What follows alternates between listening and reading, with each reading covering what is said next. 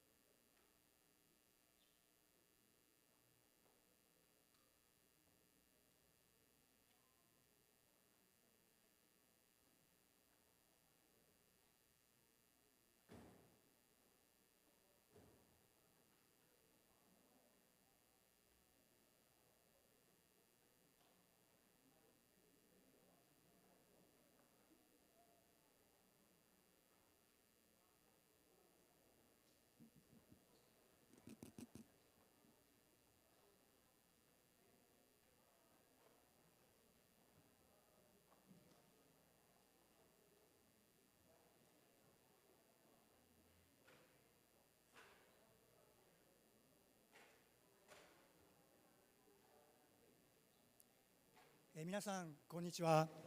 本日はインターネットガバナンスフォーラム2023京都開催記念プレイベントにご参加いただき誠にありがとうございます。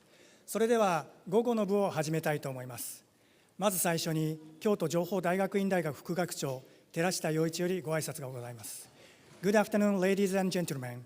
Thank you for very much for joining us today for the pre-event to commemorate the Internet Governance Forum 2023 Kyoto. Now, I would like to start the afternoon session. First of all, I would like to give a greeting from Dr. Yoichi Terashita, Vice President of KCGI. 寺下先生、お願いします。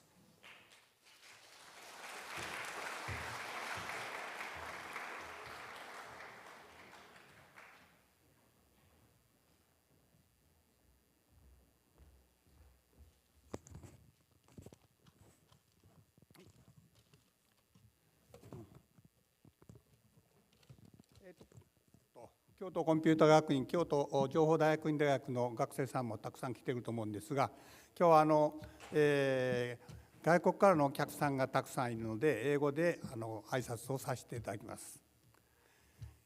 Good afternoon, ladies and gentlemen. I'm extremely delighted that the Internet Governance Forum is taking place in Kyoto starting tomorrow. Yesterday, this school, celebrated our 60th anniversary with valuable lectures by Mr. Marcus Kumar and Ms. Abel Doria. Thank you. These special guest lecturers share their insight in the importance of multi-stakeholder approach in the Internet governance. Since 2014, our school became the .NET domain registry, actively involved in Internet governance.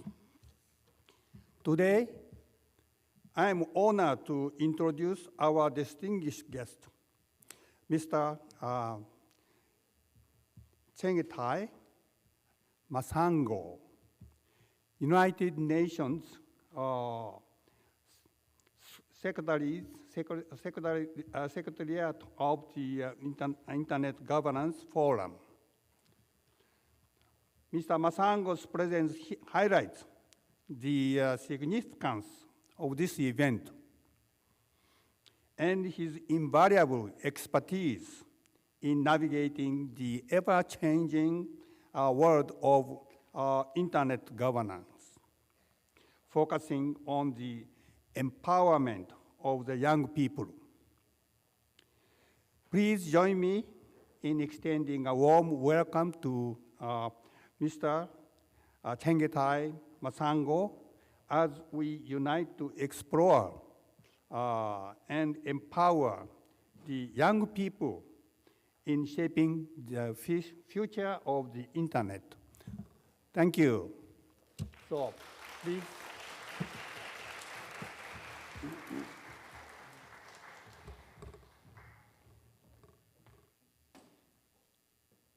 寺下先生、ありがとうございました。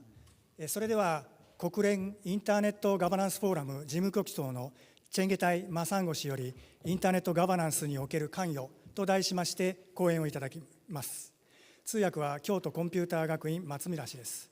So let me introduce Mr. Chengetai Masango, Secretary General of the United Nations Internet Governance Forum, will give a speech titled about IGF and how to engage in IGF 2023. Translator is Mr. Matsumura from KCG.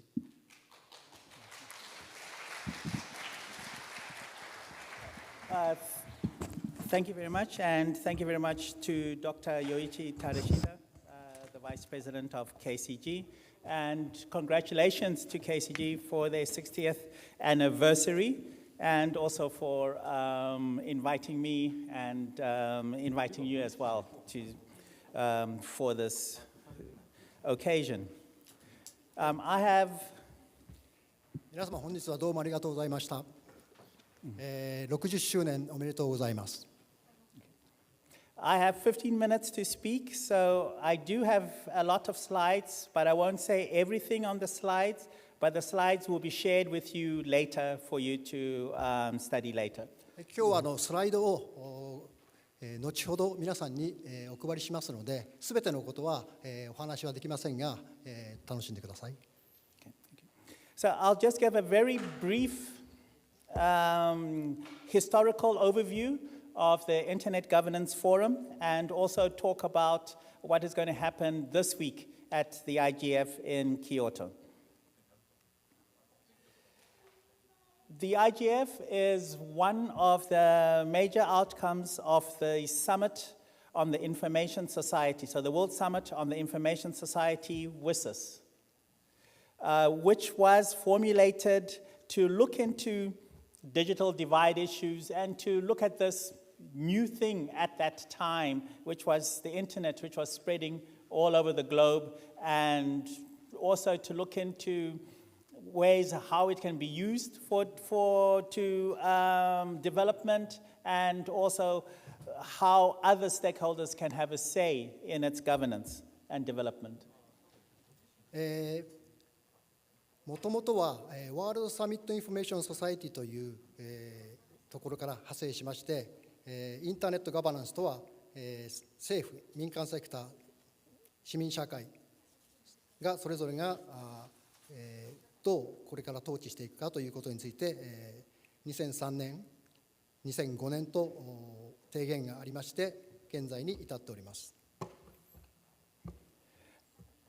So it was in two phases. The first phase was in Geneva, and as they were discussing, they discovered that they did not have a proper definition of what internet governance is. So as in the UN, if they don't know anything or they don't know what to do, they form a working group, and then the working group on internet governance was formed.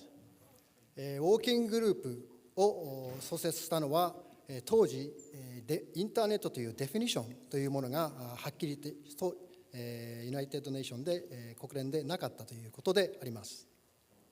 And we actually have one member of the group here who was in the working group on internet governance, and also Avri was also working in the secretariat, right?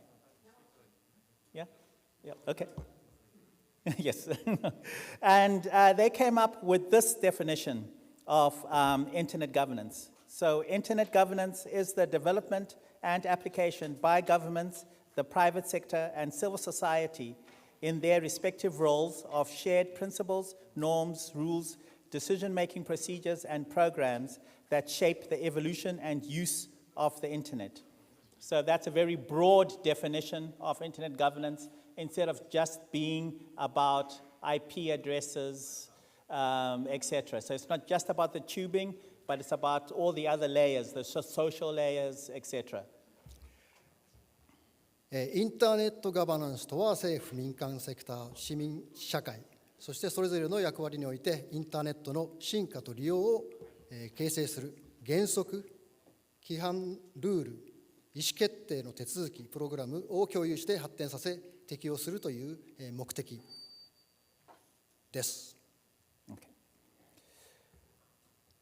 So with that, at the Tunis meeting, the second phase, they asked the Secretary General to form the Internet Governance Forum. And the Secretary General did form a secretariat, the Secretariat of the Internet Governance Forum, which is based in Geneva. And that's the secretariat that I head, and also Anya is part of that secretariat. There is also a multi-stakeholder advisory group, which is made up of the stakeholder groups that were recognized. That is the private sector, civil society, technical community, and the IGOs, international institutions as well. And then finally, there is, which is quite a new thing that happened last year, there is the IGF Leadership Panel, and that is headed by Vince Cerf, one of the founders or the inventors of the internet. チュニスの会議で、提言がなされたように、IGF 現在の構造とは、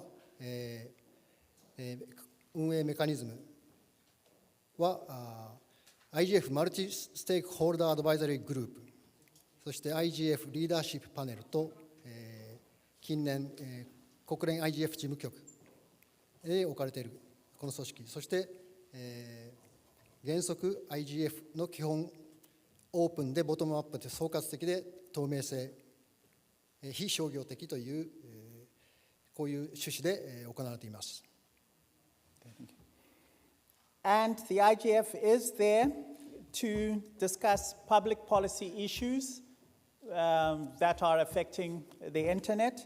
And part of its core principles is that the IGF is open. Anybody with interest can join the discussion because wisdom can come from a 12-year-old and also can come from an 80-year-old and in between.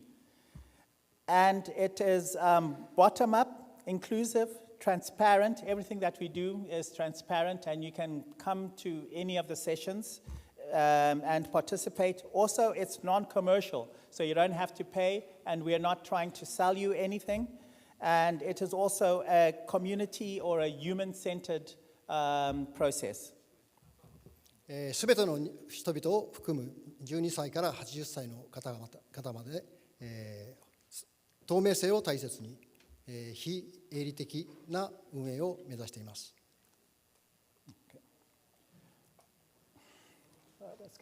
Yes, so we've had 18 years of the IGF.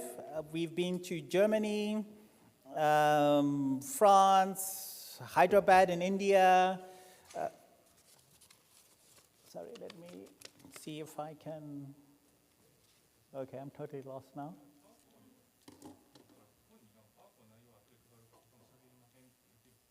Okay, yes. So these are the countries we've been. Last year we were in Addis Ababa. This year again we're in Tokyo. Next year we're going to be in Norway. We've been to Brazil, Nairobi, Kenya. And the reason why we move around is that we want to give people all over the globe an opportunity to come to the meeting, participate, give their views on how the internet is run. And through this, we can have better policies being implemented by all the stakeholders, not just the governments, but the people who are running the internet and also the business people as well. IGF の開催国は、なるべく世界で、いろんなところをカバーできるように開催されています。前回はアディスアベバ、今回は日本、各国で開催されています。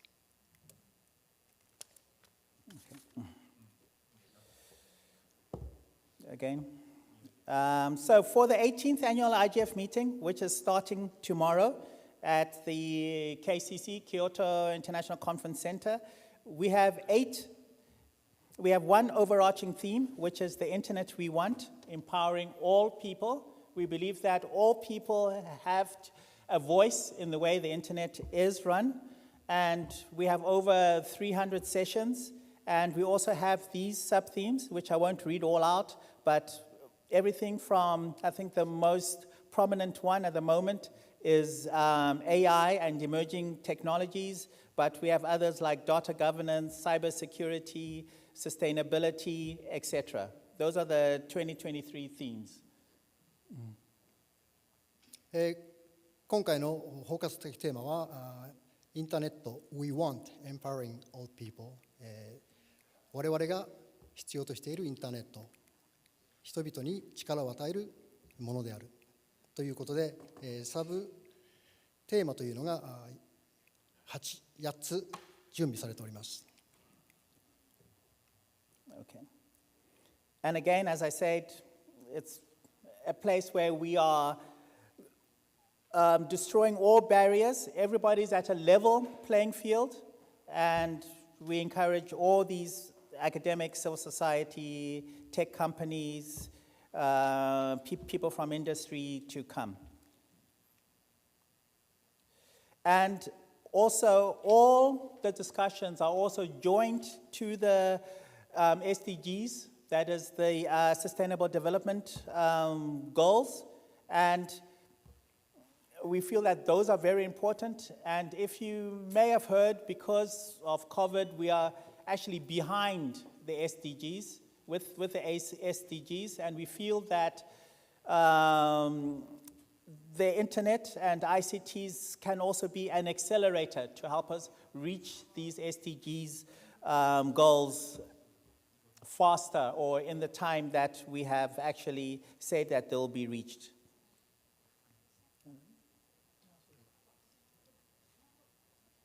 IGF は SDGs に密着に関係しております。今のところちょっと遅れているという感じはしていますが、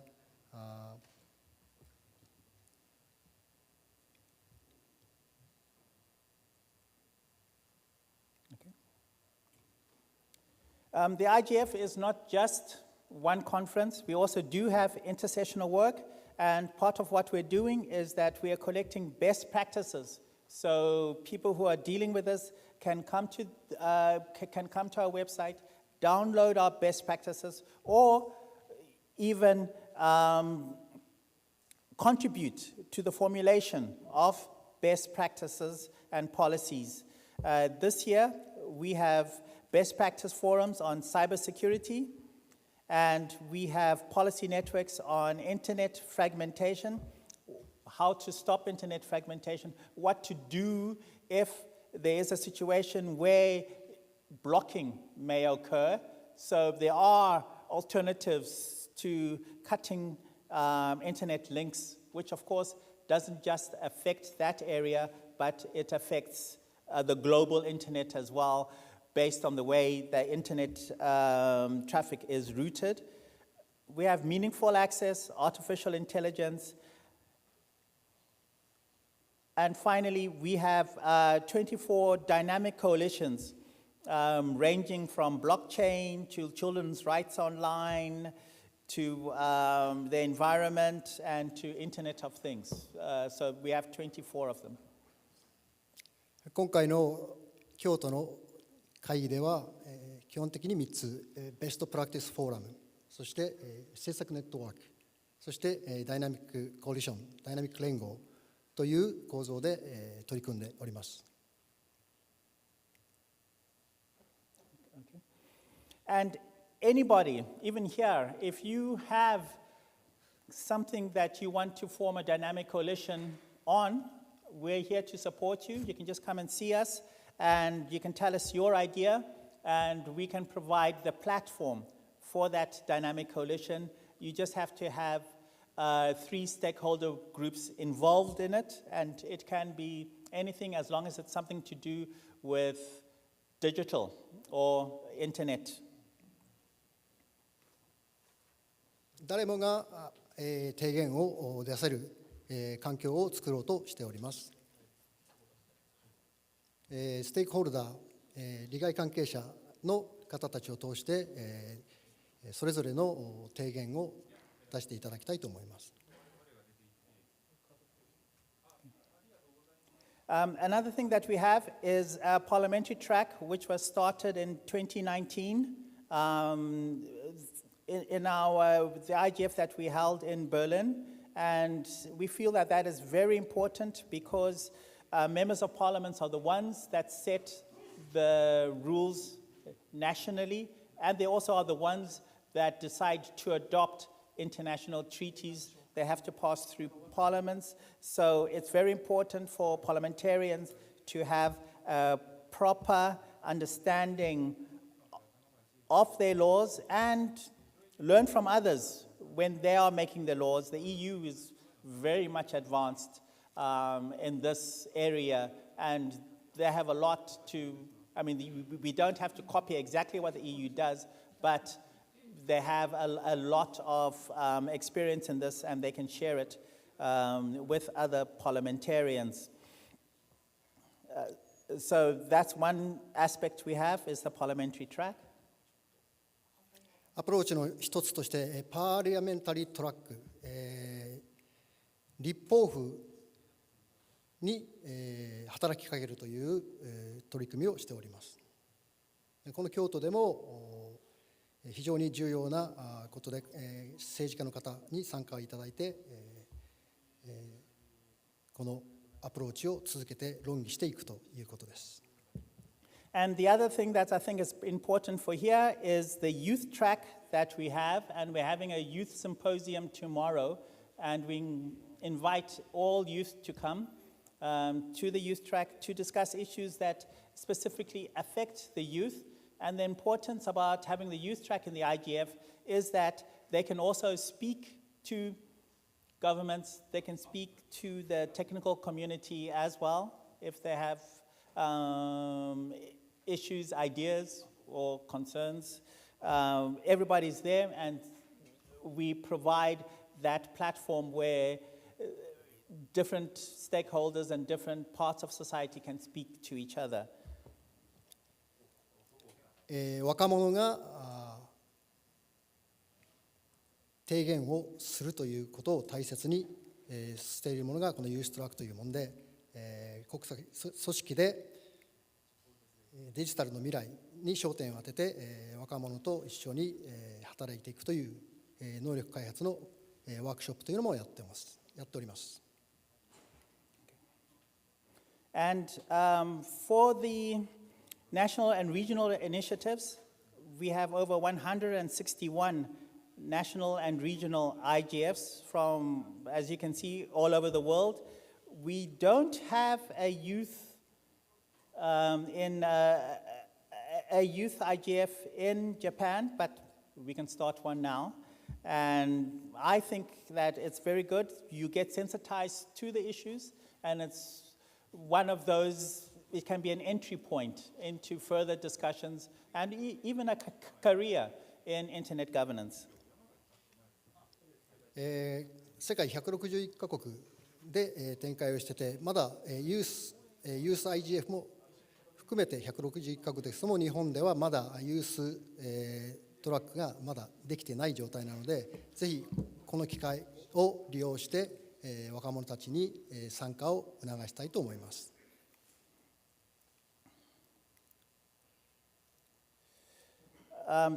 This slide is just about open consultations. I will leave that. And yes, as I said, please join us from tomorrow. We are over 300 sessions. I've talked about youth track, open mic, and we also have an IGF village, which is a place, an exhibition hall where people can also showcase their internet governance activities. These are, from companies to institutions such as ICANN, internet, and governments as well, and even UN organizations will be there showcasing their internet governance-related activities. 明日からの IGF のイベントでは300以上のセッション、イベントが行われます。オープンマイク、IGF ビレッジなどもフューチャーされてますので、それからバーチャルで参加もできます。And we have over 8,000 people registered. 8,000人以上の参加が予定されております。I'll skip that because I already touched upon that. This is for the future digital corporation, but I think you will be hearing a little bit more about that. And I know Marcus Kuma spoke about it yesterday. So I'll skip that because I'm way past my 15 minutes. There's our common agenda as well. This is for the future. The Secretary General is trying to look ahead for the next 25 years. how the internet is going to change. It's not just the internet anymore, it's how the digital is going to change our lives with AI. And is there anything that we need to do to safeguard the future, not just for us, but for the coming generations? 国連事務総長本人が発表したロードマップで、今後のデジタルの、運営を引っ張っていくということです。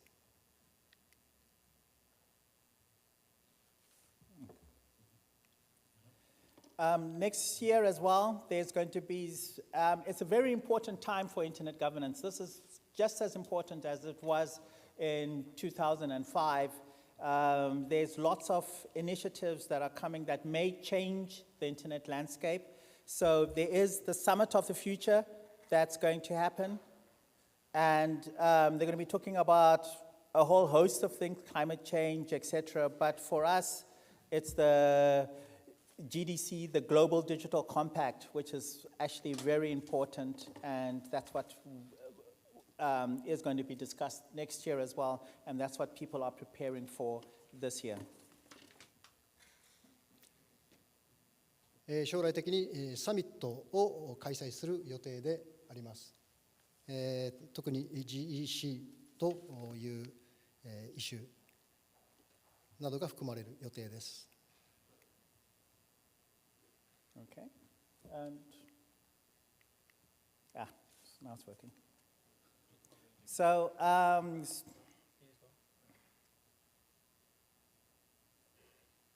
yeah, I'll just skip that as well. But way to find out more is you can subscribe to our IGF newsletter on our website. We have several mailing lists. You can write to us. You can see us. If you see us in the meeting as well, just talk to us. Also, talk to Avri and Wolfgang. They're here. They'll be able to tell you things about the IGF. We do have a Twitter account as well and a Facebook account. And we're quite happy to talk to you about it. We do know that sometimes it can be very busy and you don't know which way to go.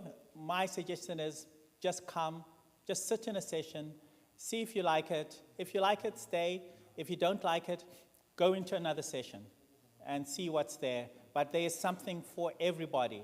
And I do hope to see you next week. And sorry for going over time. I think I've doubled my time, so I'll stop now.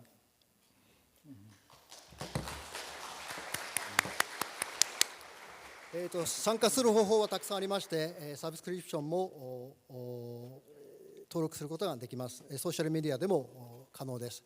とにかく皆さんに会場にお越しいただいて、雰囲気参加していただきたいと思い、好きでなかったらば別なセッションに行くということも常にできますので、ぜひ参加してくださいということです。Is that all right? ありがとうございました。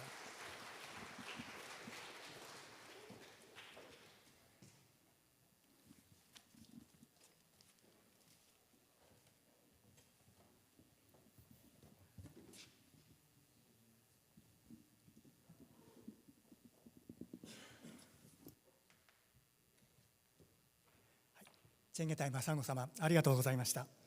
それではただいまから映画を上映したいと思います。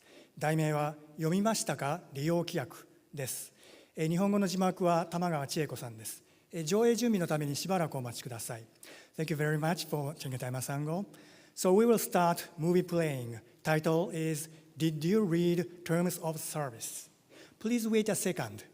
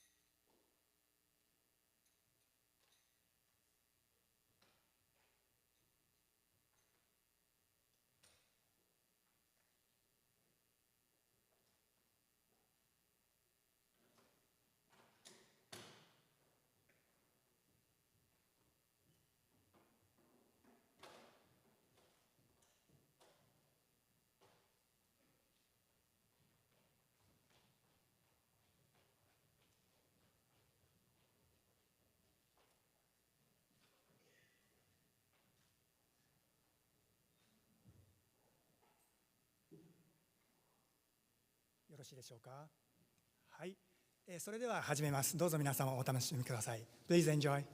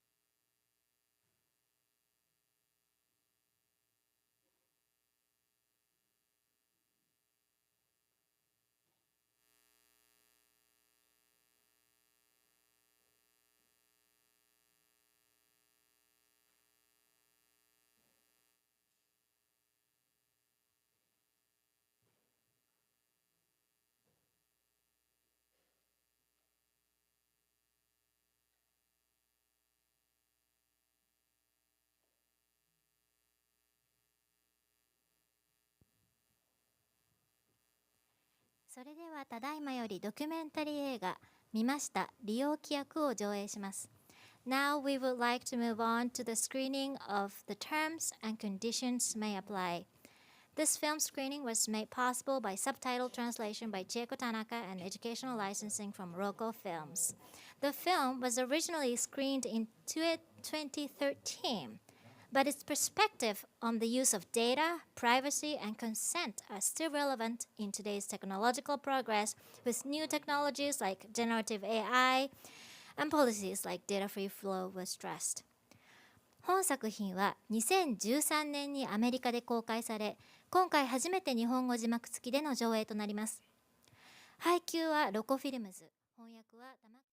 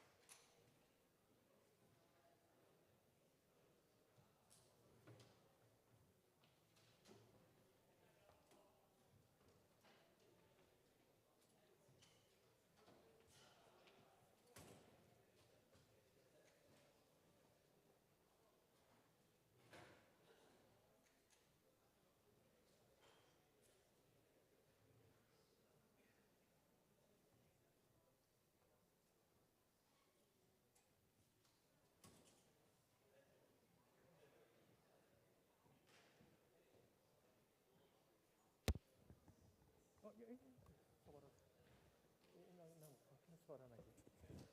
触らないで。ああ、なるほど。通らん。それダメだよ。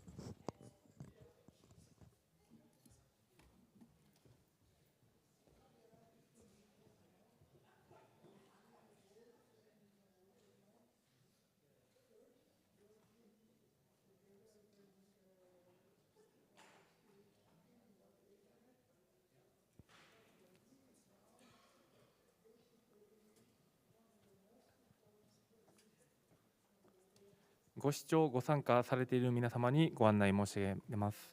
再開まで今しばらくお待ちくださいませ。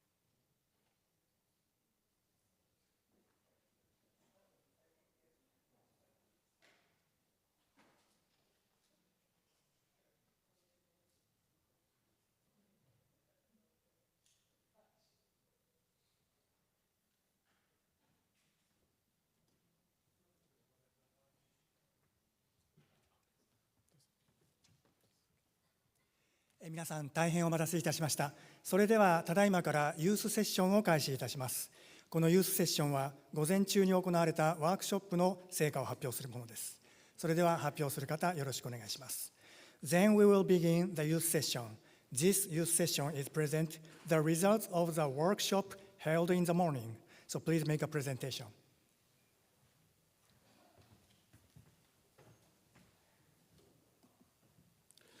Ladies and gentlemen, thank you for joining us in this youth session. My name is Badr Mochizuki. I am an associate professor in the KCG group, and today I will be the facilitator of this youth session. So in this youth session, we'll have presentation from Ms. Duan Panavimolia, which is a high school student from Cambodia, followed by Mr. Kurihara Kohei, who is the founder of Privacy Design Lab. After that, we'll have a presentation from two students of the KCG group, Mr. Kanes Valeris and Ms. Wong Hao. And finally, we'll have presentations from high school students from Japan, from Izu, Shizuoka, Mr. Fuji Tentaro and Mr. Yamamoto Raima. So let me first give the floor to Ms. Duong Panavimolia from Open Development Cambodia. She will give a presentation about children online safety. And she's from Open Development Cambodia. Please. Go ahead.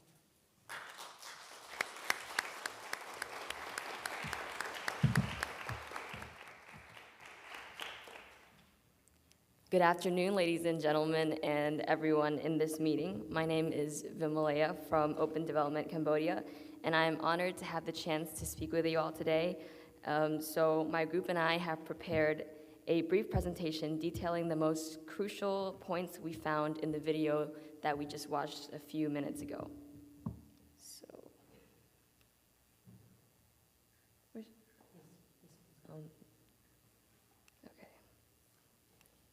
So quickly, everyone here, raise your hands if you've ever clicked agree to terms and conditions without reading through them first.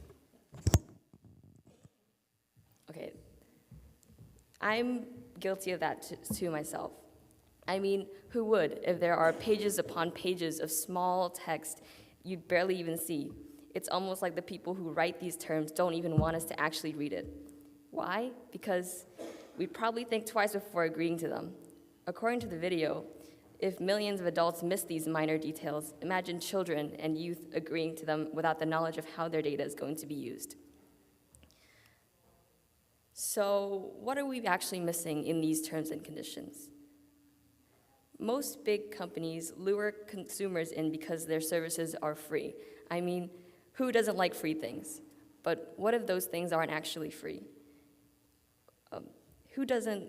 But according to Wall Street Journal, consumers lose $250 billion each year due to what's hidden in the fine print, which we saw in the video. So when you purchase something, websites have these things called cookies that record the items you've bought and remembers it so they can do things like show you more targeted ads. And once in the year 2000, a company called ToySmart went bankrupt, but they decided they wanted to sell their consumers' personal data, including billing info, names, addresses, even family profiles. And if you decide to post something on social media apps like Instagram, Facebook, etc., these companies put in their user agreement that they have permission to sell your posted photos without compensation or for advertising. So, これからメインポイントを日本語で説明します。規約をよく読まずに同意する、ウェブサイトの規約をよく読まずに同意するをクリックした人はここにいるでしょうか。ほとんどの大企業はサービスが無料であることを消費者を誘い込み、ウォール・ストリート・ジャーナルによると消費者が毎年$2500を失っています。オンラインで何かを購入すると、ウェブサイトはクッキーと呼ばれるものがあり、購入した商品を記録し、よりターゲットした広告などを表示するように記憶する。また、ソーシャルメディアに何かを投稿する場合、ユーザー同意書に投稿された写真を広告のために無償に販売する許可を得ていると記載しています。My second point is that terms can change anytime with or without your knowledge. A straightforward example would be just changing the default settings for the crowd that can see your profiles and posts and pictures and comments. And just changing that minor thing without you knowing could actually change everything of how people see you. The third point is your information being shared to third parties without your knowledge as well. Like in the Netherlands, the same GPS that helped people find faster routes to get to their destination also helped police give them speeding tickets.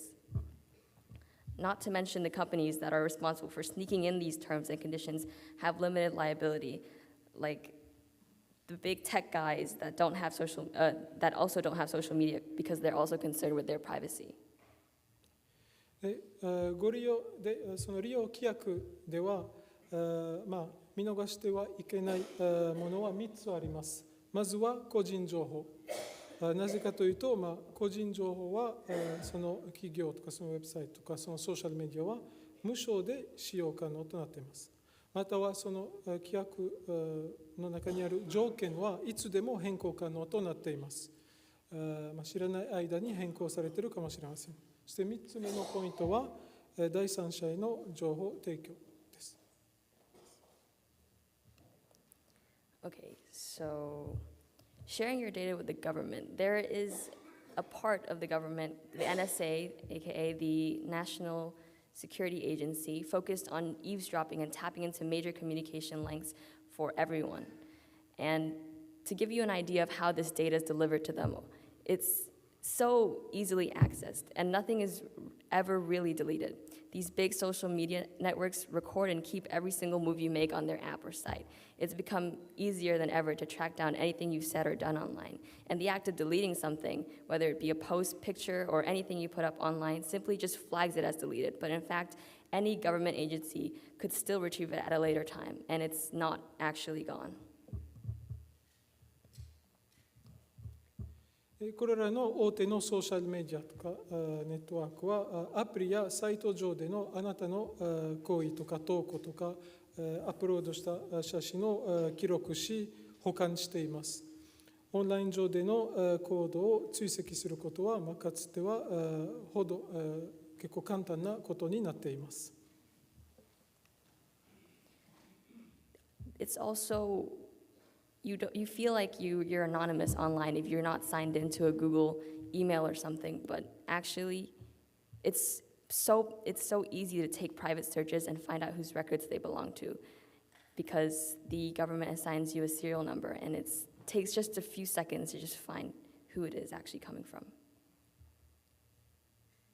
この大企業が記録する情報は、その大企業が自由に使えるだけではなくて、場合によって政府や他の機関にも共有する場合もありますので、ですので投稿した情報は第三者に共有されている状況です。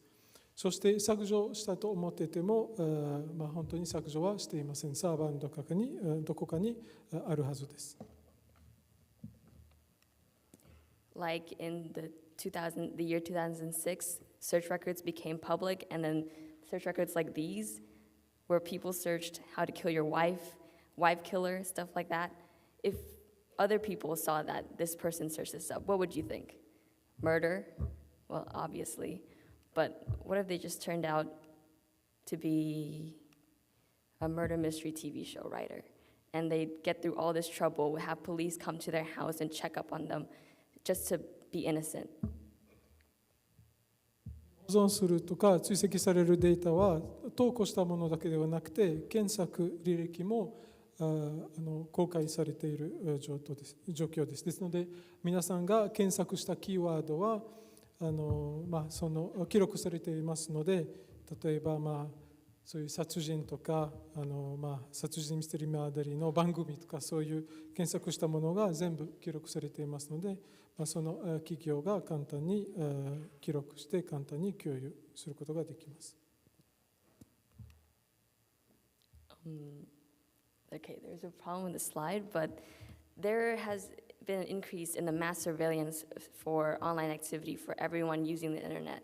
And the government says it's for the sake of analyzing and detecting patterns in online activity. The first one being cell phone extraction, where there are tools to extract information, private information, everything stored in your phone. And there are no laws against selling it to just, for example, government officials for the use of safety. Anyone can buy it if they just search it up and get they say it's not hard, it's not easy to buy, but it's also not hard to. The second being spyware, and there are little things, for an example, Carrier IQ, the software is downloaded into your phone, every single phone, and it records everything you do. For even if your private text messages, everything is recorded and it can be seen by other people. The third being to prevent threats. This mass surveillance installed in everywhere is to prevent threats. But what threats are they actually preventing? オンライン活動が先ほど言いましたように監視されている状況です。例えば携帯電話、スマートフォンの情報の抽出、またはスパイウェアなどのソフトを使って皆さんのオンライン活動のパターンを分析し、検出されています。Like this tweet that was posted online about someone going to destroy America when he was just talking about getting drunk with his friends and partying. And due to the systems that monitor your online activity, they thought, it's a potential threat to America. So this guy went to the airport and scanned his passport, and then got put into holding for several hours because they thought that he was a potential threat. But in reality, it was just a fun joke made for friends on social media. が監視されている証拠はこのツイートです。ここでは冗談としてアメリカ滅ぼすというふうに書いてありますが、実はこの方が空港で、警察に逮捕されました。冗談なのに本当にそうですね、テロなどの疑いがあったので逮捕されました。実は冗談だけでした。The government also says they need your data to prevent protest. But here, this was a zombie flash mob that happened the same day as the royal wedding day. And when they went to protest as zombies, the police were already there waiting for them. And through this event, there was an indication that the police were monitoring private social networks as the police asked about specific details about the flash mob that no one would know because they talked about it in private places and only messages, and you wouldn't know that if you didn't have access to them. 50 people were arrested for thinking about protest. They were locked away for 25 hours only to be released after the royal wedding was over. And these activists didn't need to commit a crime. You don't commit a crime by just dressing up as zombies. They just needed to talk or even think about protest. 一つの監視されている証拠は、このゾンビフラッシュモブというプロテストです。実はこのプロテストする前にいろいろ準備してましたが、その情報が監視されていましたので、当日約50人が逮捕されていました。単純な平和的なプロテストなのにこういう監視が行われているので、そうですね、プライベートや個人情報が侵害されている状況です。Even your private communication. Did you know that your voicemails you thought were private and personal and that can only be heard by the people you send them to can also be accessed by the government or any big news corporation? This is a massive invasion of privacy, and it took years to finally expose the misuse of this data. And even if you think, oh, I have nothing to hide, I won't get in trouble because there's nothing. But actually, everyone has something to hide. Your personal data isn't worthless. It's there for them to use anytime you want. And when it matters, that is something to hide. 皆さんがプライベートと思っているボイスメールなどは実は政府や大きな大手企業がアクセスできるようになっています。これは大きなプライバシーの侵害だと思います。そして私たちは何も隠すことはないと思っていても皆さんの個人情報はとても価値があるので隠すことがあるなくても自分のプライベートデータを守るべきと思います。The last one is journalism.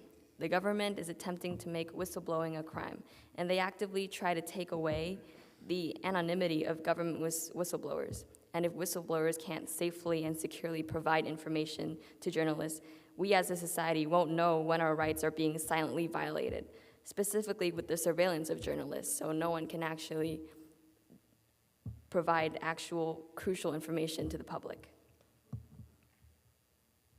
でこの監視とこの個人情報の侵害について宣言しているジャーナリストや他の人たちは必ず政府や他の機関に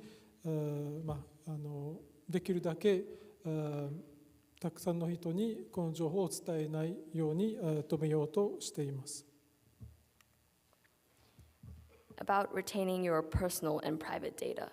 They originally could only keep your data for 6 months, but now, because of recent terrorist events like 9/11, the government can actually keep your data for up to 5 years. Even if you have no known ties to terrorism, everything is recorded. The NSA isn't allowed to spy on citizens, but a whistleblower came out to say that they do it anyway. And if you see in more and more cities, there are increasingly more cameras recording the general public. The government sees people, and they have systems that can search you up and find you in a matter of seconds. そしてもともとはこの個人情報は政府は6ヶ月間しか保存できなかったが、こういうテロという理由をつけて、今は最長5年間、皆さんの個人情報を保存できることが保存できます。ですので、政府は簡単に何をしているか、どこに、いつ、どこでしているかを簡単に調べることができます。The main point I'm trying to make here is that the government knows what you're going to do, when you're going to do it, how you're going to do it, as soon as you even think about it. 一番伝えたいのは、政府があなたが何かをしようとしている、いつ、どこで、自分が気づく前に、自分が意識する前に政府はもうすでに知っています。Oh, wait. There was a slide, okay. Anyway, the last thing I'm going to say is that all this leads to one question. Is privacy dead? Do we want our internet to allow unwarranted, unjustified investigation of innocent people without suspicion? We have to rethink the data we decide to put online and what our data could actually be used for without our knowledge. We have to think twice before putting, saying, doing anything online now. 最後に一番伝えたいのは、オンラインで投稿する前によく考えるべきです。投稿ソーシャルメディアとか、写真をアップロードする前によく考えて、どういう影響になるのかしっかり検討してから、データの投稿をすることをお勧めします。That's all I have today. Thank you. Thank you very much.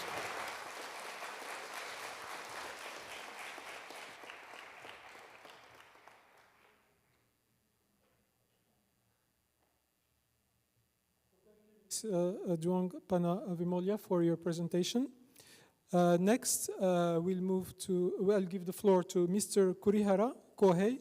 He is the founder of Privacy Design Lab, and he will give a short explainer in Japanese and in English to fill in the contents about the film's topic that you have just watched and tech policies after 2014. プライバシーデザインラボの創造者である栗原浩平氏がこの映画のテーマと2014年以降の技術や制作について日本語と英語で説明いたします。どうぞよろしくお願いします。はい。Thank you for the introduction and thank you for the audience to come into this great event. And also thank you for organizers. I'm very privileged to be standing here to speak about my own comment.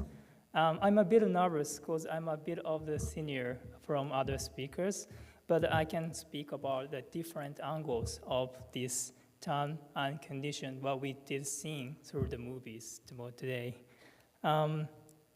Before jumping to my speech, please give us some time, a little bit, to speak to my own activity. My name is Kohei. I'm a co-founder of the Privacy by Design Lab. We are pursuing to create the more privacy-oriented environment in the society. 私たち、はじめまして、私、栗原と申します。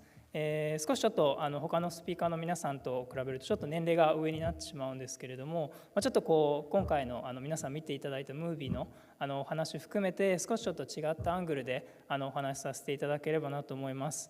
I had some experience before the join into the privacy space and blockchain and digital marketing because it's very important to increase the presence in the digital field.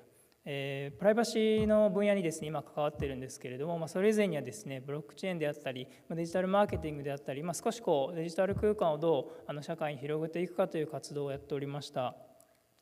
As our corporate missions, we try to spread the privacy culture and into the world, and we try to pursue the sustainable internet society. I'm sorry, it's been like the double of the vision, but like rephrase, it's the below part of the vision is a mission. Try to cooperate with the global leaders to make a policy making. 私たちの取り組みとしてはですね、まさに今日お話もありました、このインターネットの社会をより持続可能なものにしていきたいというところで、特にプライバシーの分野でですね、今活動しております。そういった活動を通じてですね、各国のルールを作っていく人たちであったりとか、新しいですね、ことを進めていく人たちとも協力しながら取り組みを進めていきたいと思って進めております。As our part of the activity, we have the four things.But I need to skip because my time is limited. こういった4つの活動を中心にやっているんですけれども、少し時間の関係上、内容はちょっと割愛させていただきます。And we organized some opportunity like this, invited of the great speakers and great audience to discuss about the future privacy. 私たちはこういう形でイベントであったり、そういう活動を通じてですね、いろんな方とプライバシーの未来について話をすると、対話をするという場を設けております。今年も開催する予定ですので、もし来年ですね、ご興味ある方いらっしゃいましたら、ぜひご参加いただければ幸いです。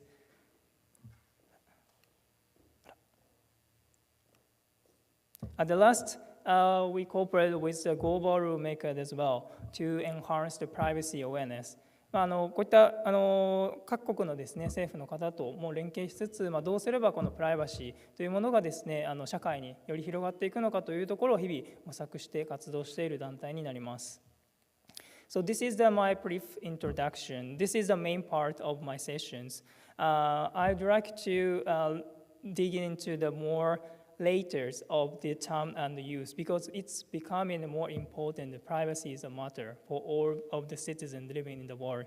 私のパートではですね、先ほど皆さんにムービーを見ていただいたと思うんですけれども、あちらのムービーが2013年のムービーということもありですね、じゃあその後どうなったかというところを含めて皆さんと一緒にちょっと見ていきたいなと思っております。As the last part of the movies,A lot of the experts said the problem is the wiretapping of surveillance activity by some of the governments, such as the NSA. They said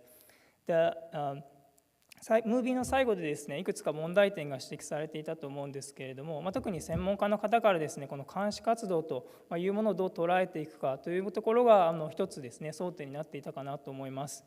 As a point of the surveillance activity, in 2013 was in a turning point due to the one young guy is disclosed of the information what the American government did.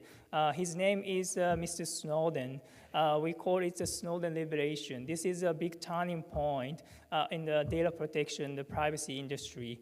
2013年にですね、当時 NSA、アメリカの政府機関で働いていたスノーデンという青年ですね、彼がアメリカの政府がですね、やっている監視活動、これを世界中にですね、広げるということをちょうどムービーが終わった年の後にですね、行っています。それによってですね、このプライバシーであったり、データ保護のマーケット、市場が大きく変わっていくというところがきっかけとしてあります。On the movies, some guys is try to change the behaviors of the platform company, such as he's named Max Schremm. He's an activist to proposing the bad behaviors of the platform companies, such as Facebook now is a Meta. They are collecting the information and transfer this information to the national surveillance.映画の中でも出てきていた何人かの活動家がですね、プラットフォーム企業が実際に政府に対してデータを販売しているもしくは提供しているという問題にずっとですね、これまで立ち向かってきました。で、映画の中でも出てきたこのマスクス・シュレムという彼青年ですね、彼の場合はヨーロッパの裁判所にですね、こういった問題点をですね、どんどん指摘してヨーロッパの政府を変えようという活動をしてきました。こういった人たちのですね、活動によって徐々にこのプラットフォーム企業に対する風向きもムービー以降ですね、実は変わってきています。The Facebook now is a Meta. These are big platformers to collect your information regardless of your free consent to provide this information to anywhere such as in government or just for the platformer or the third party. There was been arised the question on the movie whether the sharing the data is been illegal or not. But on the movies, there is no specific rules or regulation to protect their rights. This is a big problem, how they can be prevented. ムービーの中でですね、こういったプラットフォーム企業が私たちの情報をたくさん取得して、例えば誰か第三者にシェアしたりとか、もしくは修正したり、さまざまな問題が出てきたかなと思っています。ただ問題点としてはですね、まさに法律であったり規制であったりですね、取り締まるものがないというところがこれまでですね、プラットフォーム企業の一つのですね、問題点として、ムービーが終わった後もですね、何年もこの議論はされておりました。And after the Snowden revelation, some of the policymakers, the lawmakers, they stand up against of the infringement of the solidarities of the in each jurisdiction, such as the European politicians. She's a former vice president. She's Vivian Reding is trying to change the proportions of the European stance against of the platform company. いくつかのですね、国で、こういった政治家がですね、スノーデン事件の後ですね、立ち上がって、制度を変えていこうという動きを発表しています。例えばここにご紹介したのはですね、もともとヨーロッパの委員会の中でですね、副委員長を務めていたビビー・レーディングさんという方なんですけれども、彼女のようなですね、こういった今のルールを変えていこうというような動きがどんどん高まっていたというのも当時の動きになります。And this is a more political things, the political scandal that many people have heard about it, the Cambridge Analytica. This is not just sharing the data. This is an infringement of our fundamental rights, such as being a joint and democratic processes. These are very new clues to change the mindset against of the privacy, the infringement of the fundamental rights. こちらはですね、ケンブリッジアナリティカという事件で、皆さんももしくは聞いたことある方もいらっしゃるかもしれないんですけれども、こういった Facebook のようなプラットフォーム企業はですね、データを共有することによって、私たちの投票行動も変わってしまうと。それによってですね、皆さんが本当に選ぶべき人を選べているのかというところがですね、まさに問題に上がっていて、そういったですね、私たちの情報っていうものをどう考えるのかというのが、年々社会全体として考えていかなければいけないなというのが、これまで起きてきた議論になります。After the Cambridge Analytica, some of the countries' lawmaker is standing up and making a more practical action, such as in Europe has been started in the GDPR, which is one of the famous data protection rule in the world. Then they proactively to regulate it of the fundamental rights, the basic human rights, which has been a very important notice for the platform company to change their stance against of the collecting the mass surveillance actions.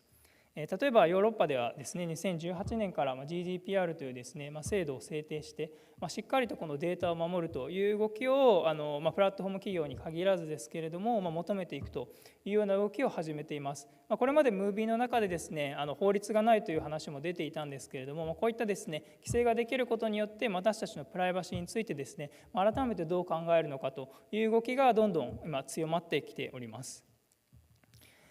For the platformers such as the Meta, they are imposing substantial fines, such as the platform company to collect without any specific consent and transparent, which is the infringement of manners to abuse of our fundamental rights. Meta has been fined the amount of the punishment, and due to the dose of the reaction by the government, they have to change their stance, not just collecting the personal information, but also they have more specific, more accountabilities to collecting information, and also they give a transparent to all the users to provide throughout the services.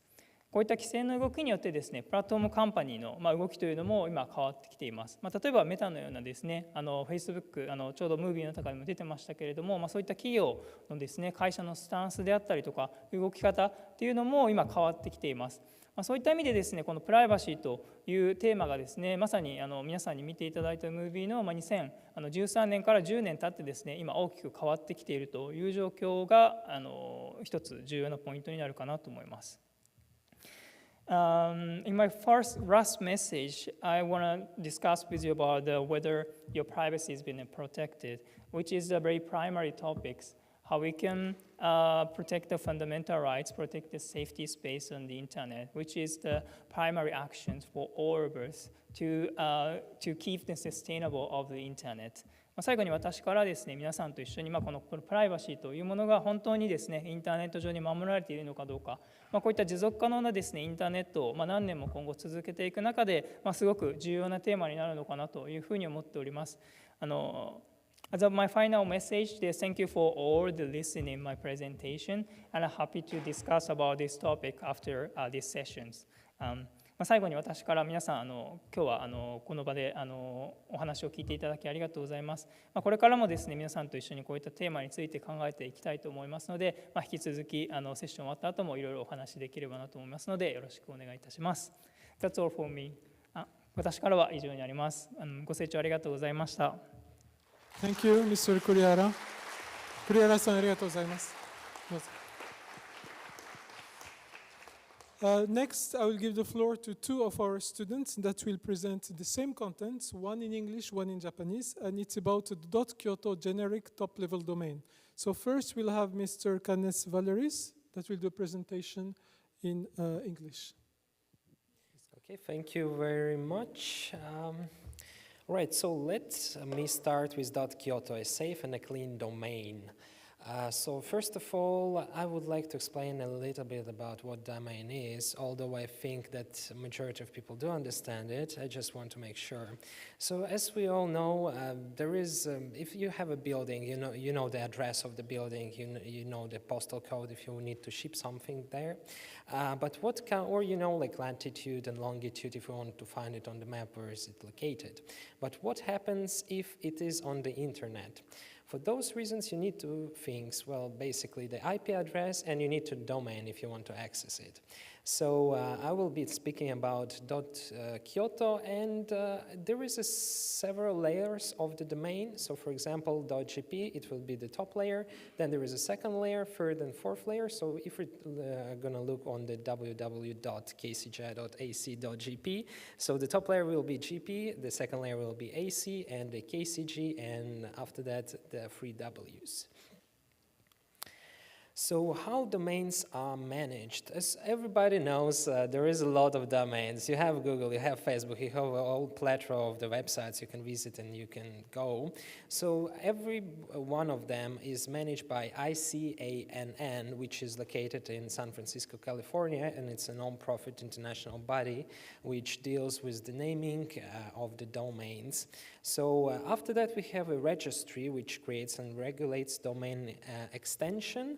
We have a registrar which issues the domain license to the people who want to acquire a domain. Then we have reseller and registrant, so basically the person who's the receiving on the receiving side of it. So what is .Kyoto?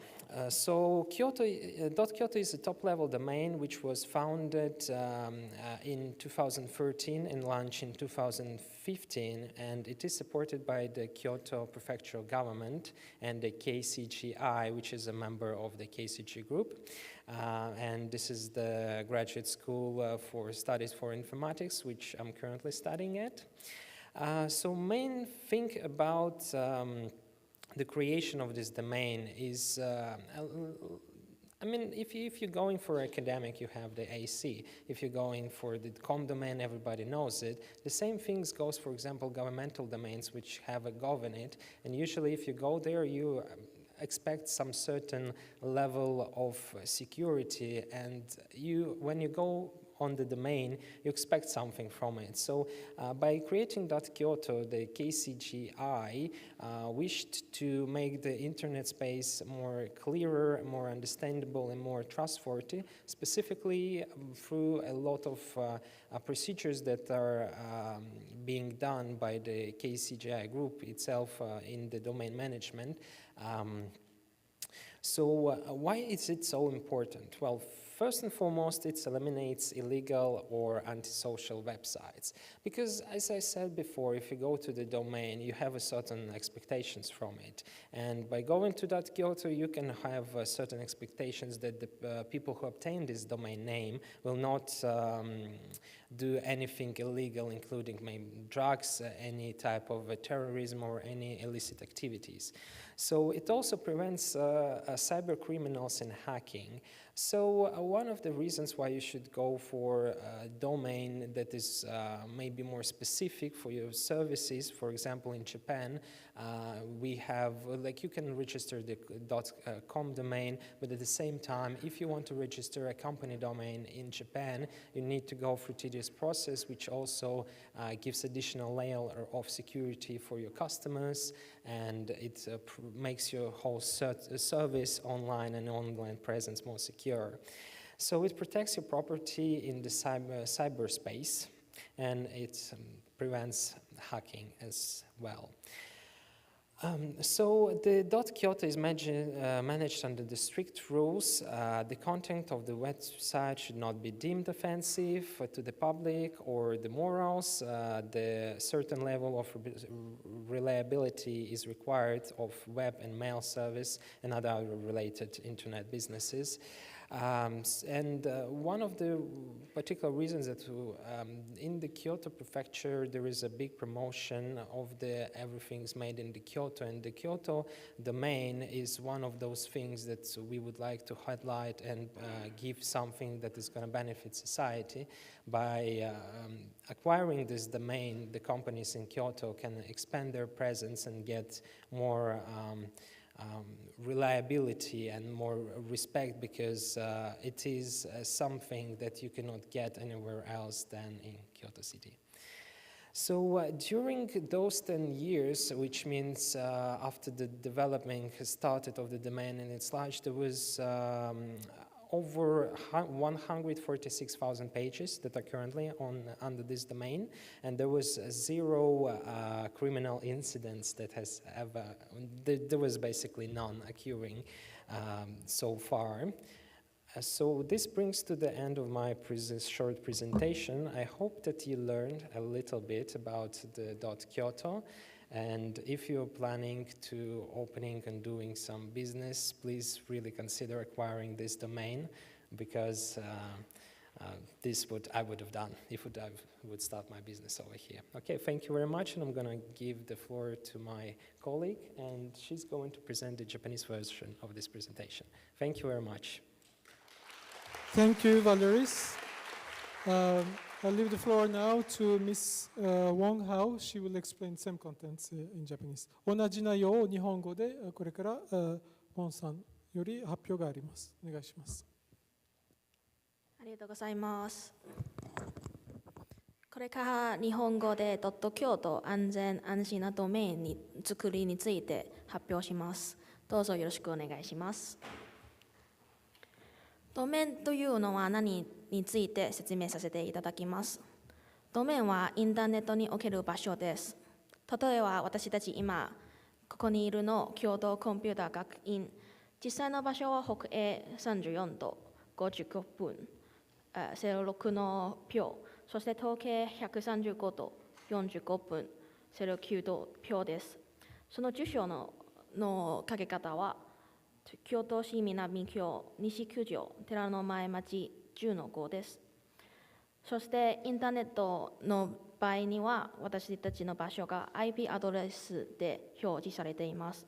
それは 133.18.203.198 です。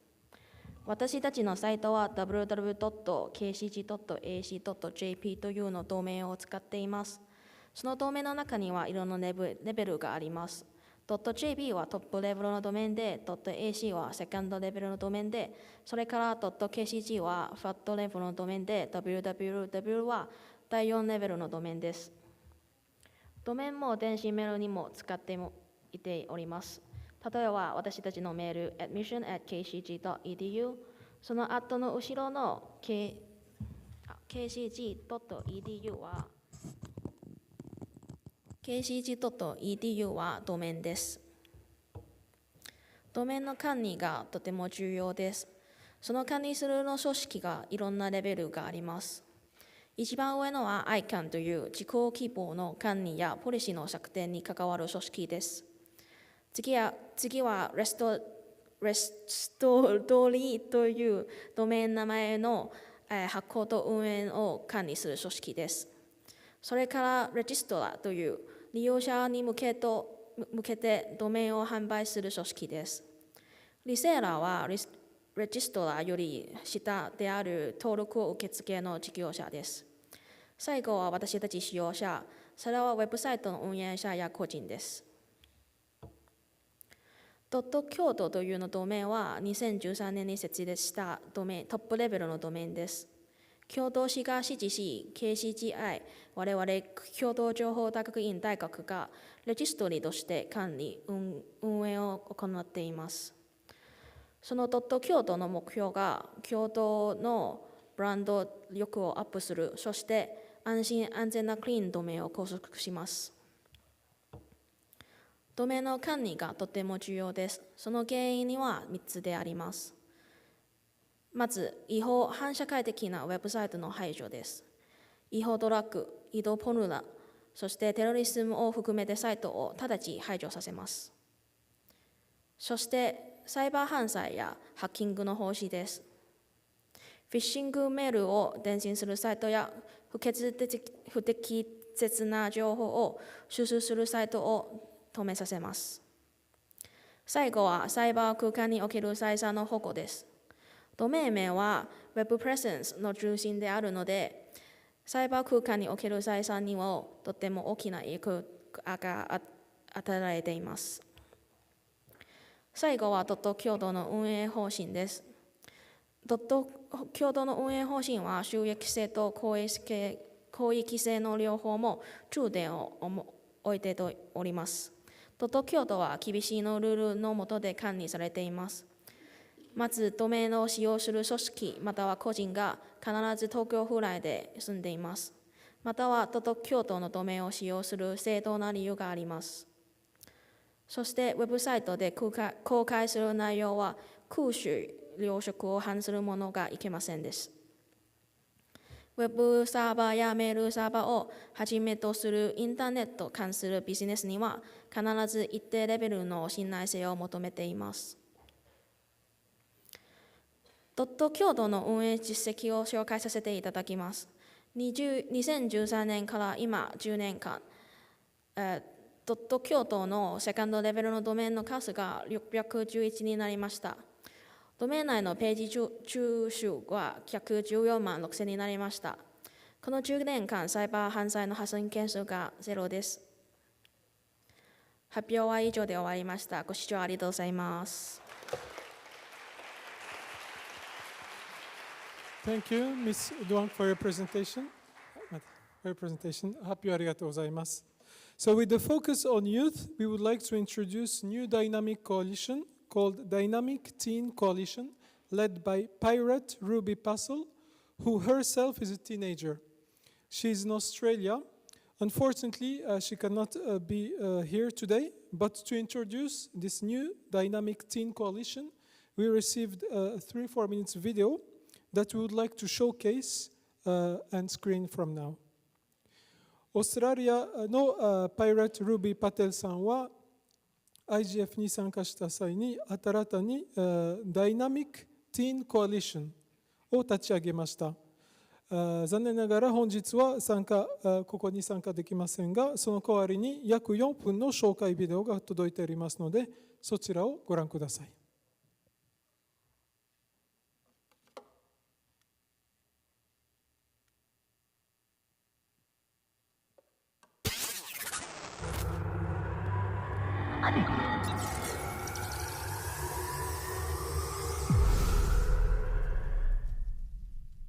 In the vast digital landscape, we zoom in on Pirate Ruby Pass L, a confident and thoughtful teenager attending the IGF for her second year.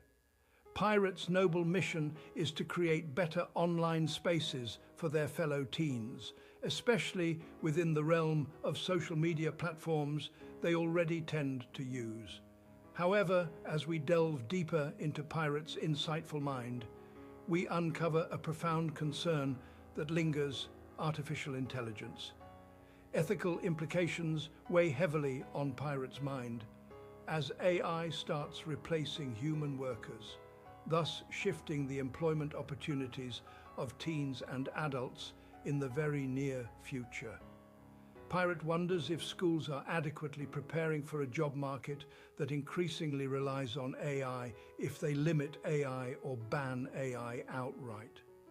In the realm of privacy and security, Pirate ponders the implications of invisible AI algorithms and systems that hold ultimate control over what they see, hear, read, and do. The potential misuse and abuse of personal information, including their image, voice, ideas, and creative works, sparks Pirates' legitimate concerns. Pirates' aspiration for secure and transparent AI technologies is a reflection of their desire for privacy, stability, and choice in an interconnected world. However, hope emerges amidst these concerns. Pirate is not alone in their apprehensions. The Dynamic Teen Coalition, built with adult intergenerational mentors and led by Pirate, stands as a beacon of transformative teen possibility. As we approach mid-November, a momentous event emerges on the horizon. The Dynamic Teen Coalition will start their search for 12 additional teens to join the prestigious DTC Teen Board, a group dedicated to building a better online environment. Together, they will embark on an ultra-intersectional STEAM journey of hopeful change. This noble mission requires your support, dear viewers. Spread the word, like and share their posts, and help in the search for these exceptional teens. Hello, I'm Pirate Ruby Parcell, joining you from Melbourne, Australia. At last year's IGF, I attended the youth track and realised I was the only actual teenager there. When I made a public comment suggesting youth, the legal definition would need to include people like me in my age range. I realised I might be able to open the door for teenagers behind me. And that's what I want to do. Please join me on our socials and watch in mid-November when the applications to join the Dynamic Teen Coalition board go live. Linktree DTC IGF, or just search for Dynamic Teen Coalition on your favourite social. We are on Instagram, Threads, Facebook, TikTok, YouTube, SoundCloud, and of course Linktree.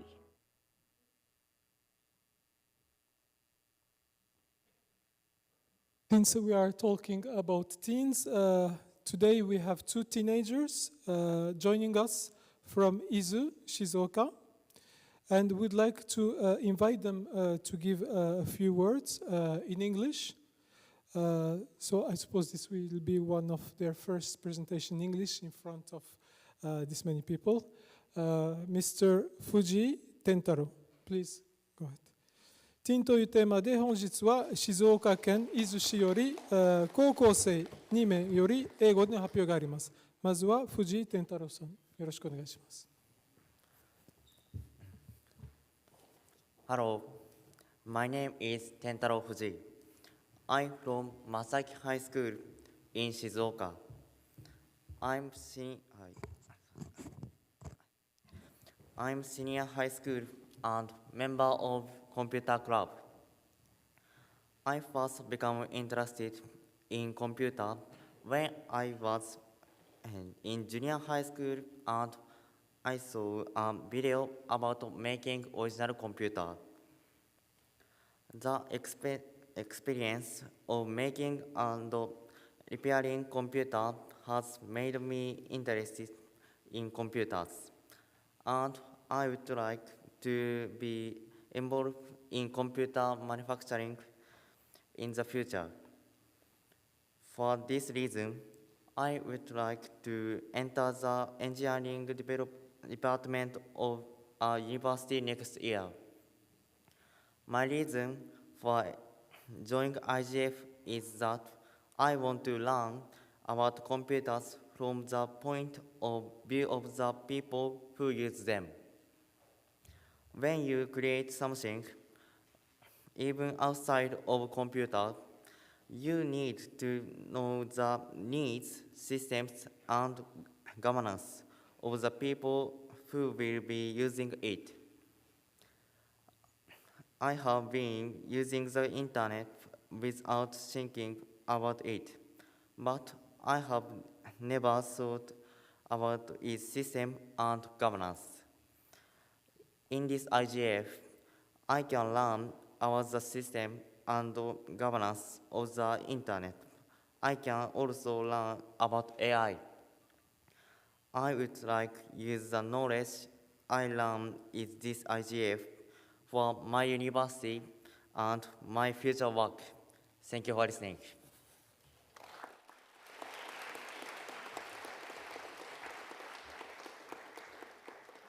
Mr. Fuji. Last but not least, Mr. Yamamoto Raimu, please give your presentation. 次は山本ライムさんからの英語の発表です。よろしくお願いします。Hello everyone, my name is Raimu Yamamoto. I'm a 16 years old high school student. I come from Shizuoka Prefecture, home to Japan's highest mountain, Mount Fuji. This is my first time participating in a conference like this. I'm a little nervous, but I'm really looking forward to it. Until yesterday, I was participating in a All Japan professional surfing competition. Up until now, I have occasionally traveled overseas to practice surfing. I meet many people and learn about various cultures through surfing. In the near future, I would like to become a surfing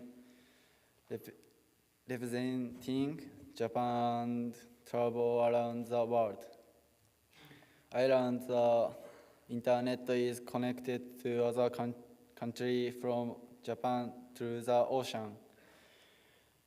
I think it's amazing that you can access new information from overseas by using the internet. I think this meeting is very important to me. I would like to express my gratitude to everyone who made this place possible, and I look forward to enjoying it. Thank you.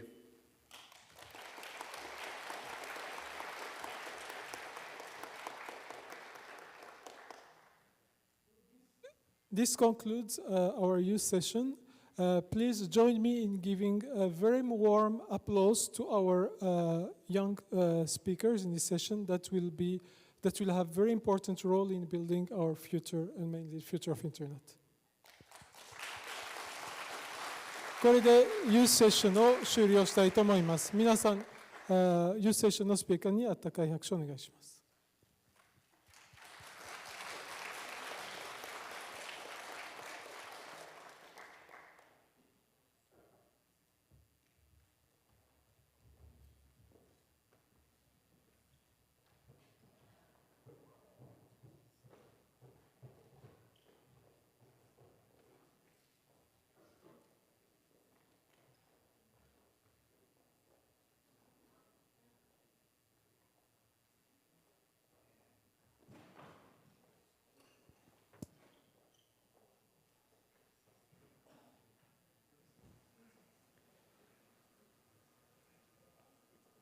続きまして、プログラム4番の準備をいたしますので、しばらくお待ちください。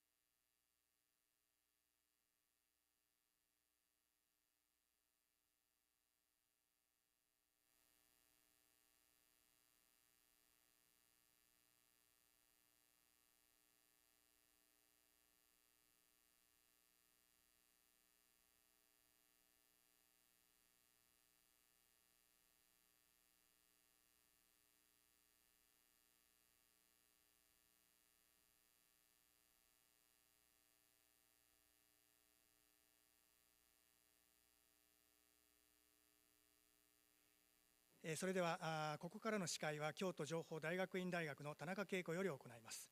それではよろしくお願いします。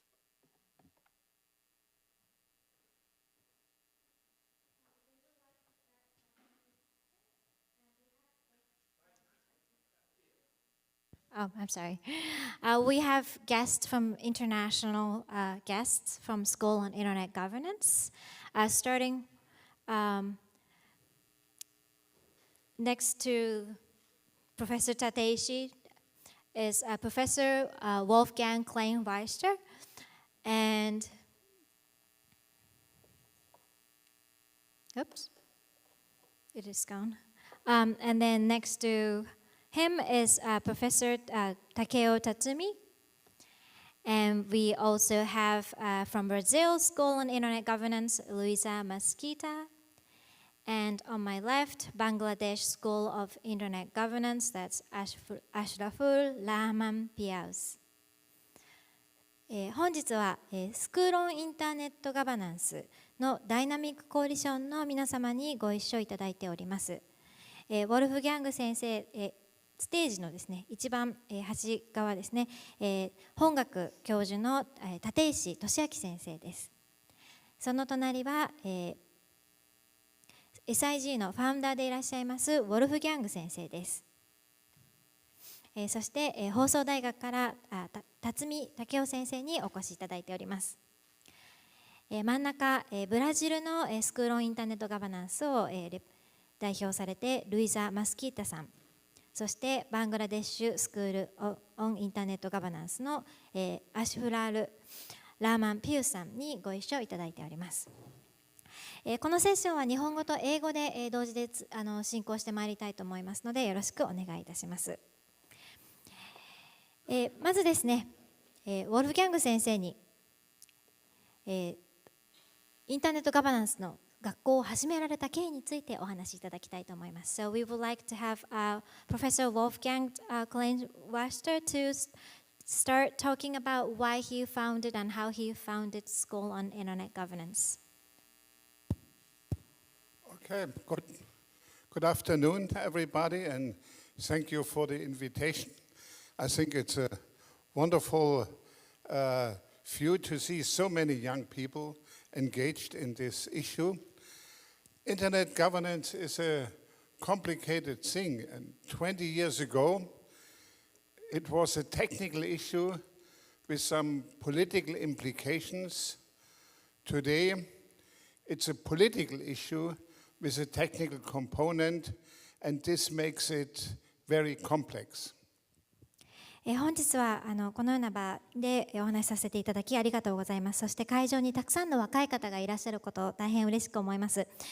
本日私が話すこのインターネットガバナンスですけれども、これは大変複雑な問題です。20年前ですね、インターネットガバナンスについてのその問題としての話題が始まったのですが、当時はこれは技術的な課題でした。それと同時に政治的な示唆が含まれているものでした。今今日においてはインターネットガバナンスというのは政治的な問題で、かつそこに技術要素が含まれているというような現状にあります。Yeah, Cheng Katai Masango mentioned this in the opening, that 20 years ago when the United Nations had this World Summit on the Information Society, governments had no clue what the Internet is, and Kofi Annan, the Secretary General of the United Nations, established a working group to clarify what Internet governance is. 本日の基調講演でマサンゴ事務局長、チェンゲタイマサンゴ事務局長からも話がございましたが、20年前国連でですね、サミット、情報社会サミットがございました。その中でコフィ・アナン国連事務局長がインターネットガバナンスとは何ぞやということを、これを明確にせよということでワーキンググループが立ち上げられました。Yeah, Afridoria and I, we both were a member of this group of 40 people. 20 came from governments and 20 from the private sector, from the civil society, from the technical community, and from the academic community.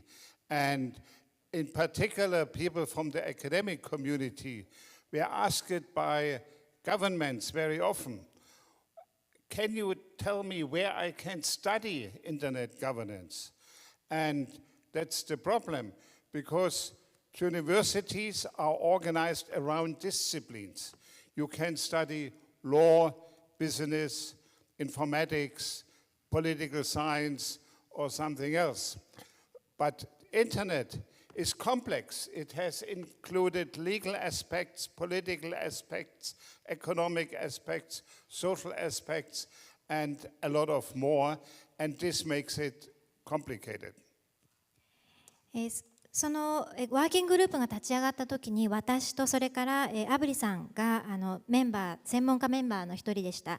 で、その40人の専門家が集まったんですけれども、20名は政府関係者、残りの20名は民間から、民間といっても市民社会の代表ですとか技術関係者、それからビジネスの人たちなどが集まっている中に学術関係者もおりました。で、そのような専門家委員会の中で何を私がいつも聞かれたかというと、一体インターネットガバナンスはどこで勉強したらいいんですかと聞かれるんです。しかしながら学校、大学というのは学問分野で出来上がっているので、法であれば法学部というような形でその学問の分野でそれぞれ専門が決まっているわけですね。ところがインターネットガバナンスというのは法の話も入ってくるし、政治の話も入ってくる、その上経済や社会、技術の話ももちろん入ってくるという大変複雑な分野です。We concluded that if there is no faculty for internet governance in a university, then it's our duty and our obligation to develop a special course which includes all these various aspects. And so we produced the idea of a summer school which is not part of a regular academic program, and where you can form a faculty which includes members from all these various groups, including academics and other stakeholders from business and also from governments. そこでどうしようかということで、特定の学校でインターネットガバナンスを学ぶような場所がないということであれば、それは我々教員としてはそういった教育の場を作るのが義務だろうというふうに考えました。そこでですね、通常の課程とは別にサマープログラムという形で、そういう学びの場を立ち上げました。中にはファカルティ、教員のメンバーになってもらった人の中にはステークホルダーとして技術関係やビジネス関係の方もいますし、もちろん学術専門家研究者にもそのメンバーに入っていただいて学校を始めました。So I did the first pilot project in Meißen in Germany. I'm a German. I was teaching at the University of Aarhus in Denmark, but my home country is Germany. And so we selected a place and tried to develop what we called a pilot project, where we had a faculty of around 20 people coming from various disciplines, from the private sector, from the technical community, and also, we had a governmental person who spoke about the various perspectives, and we invited also fellows representing different stakeholder groups. And so this was the first pilot project in Meißen in Germany, which was a good success, and so we were encouraged to continue. そこでドイツのマイセンでパイロットのプログラムのそのサマースクールを始めました。当時私はデンマークの学校で教えてたんですけれども、祖国がドイツだったので、そういった形でマイセンを選んで、そこで、20名の専門家を集め、その中には学際的なメンバーで構成された教員によって、パイロットプログラムを始めました。それからフェローとして参加していただく方も集めました。このプログラムが大変成功したものですから、他の方にもこういったことを始めるようにということで、奨励していきました。The guideline for us was the definition which was produced by the Working Group on Internet Governance, the WCIG, and which was presented by Chenge Tai Masango in the opening of the session. And this definition includes three important elements. One is that you have to involve all stakeholders in internet governance. That means government, private sector, civil society, and technical community. The second element is that the development of policies and decision-making has to be shared. So it's not a top-down process, it's a more or less bottom-up process for policy development and decision-making. And the third element is that you have to differentiate between the evolution of the internet and the use of the internet. You could say this is more the technical layer and the political layer, but the two layers are interconnected. So this definition became the guideline for our program in the summer school. このサマースクールのプログラムを構成していく中で3つの重要な要素をもとに作っていきました。それ何かと言いますと、1つ目がすべてのステークホルダーの参加を求めるということです。このすべてのステークホルダーというのは政府関係はもちろん民間、市民社会、そして技術関係者です。そして2つ目がですね、政策提言とそれから意思決定に関してはフェアでなければいけないという原則です。これはですね、ボトムアップでやることによってトップダウンで意思決定をするのではなく、下位上達の形で政策について考えて提言をしていくというあり方です。そして3つ目が、インターネットの進化と利用というものを、区別して捉えるということです。インターネットの進化とその利用というのは技術的なレイヤーと政治的なレイヤーの両方がございますが、これが混ぜ合わさっているので、その中でもその技術の進化そのものと利用というものを分け隔てて、しっかりそれぞれ別に考えていこうという、このような3つの考え方からガイドラインを作って、出来上がったガイドライン、これは、先ほど今日お昼の始まりのチェンゲタイさんのお話の中であった、ワーキンググループの中でできた原則に基づいて、プログラムを作っていたものです。So the multi-stakeholder approach became the general political guideline for internet governance up to today, and also in the IGF we celebrate this as a big multi-stakeholder event. この時に作ったこのガイドラインというのは今日におけるインターネットガバナンスフォーラムにも受け継がれていて、マルチステークホルダー主義によるマルチステークホルダーによって物事を進めていくというのがその一般的な、全てを司るような政治的な原則として、貫かれて今に至るまで貫かれています。The multi-stakeholder approach means that you have to take into consideration the various perspectives of different stakeholders, because governments see internet in a different way than business people. The technical community has a different approach than users. We have just seen the film about the role of privacy and what the role of the users is. And so that internet, has different perspectives and no single solution where one size fits all. So that means if you want to settle a problem, you have to bring all stakeholders on a table and to discuss to find a balanced solution. このマルチステークホルダーアプローチというのは、具体的にどういうことかというと、さまざまな視点からさまざまな立場の人たちが、議論して物事を考えるということです。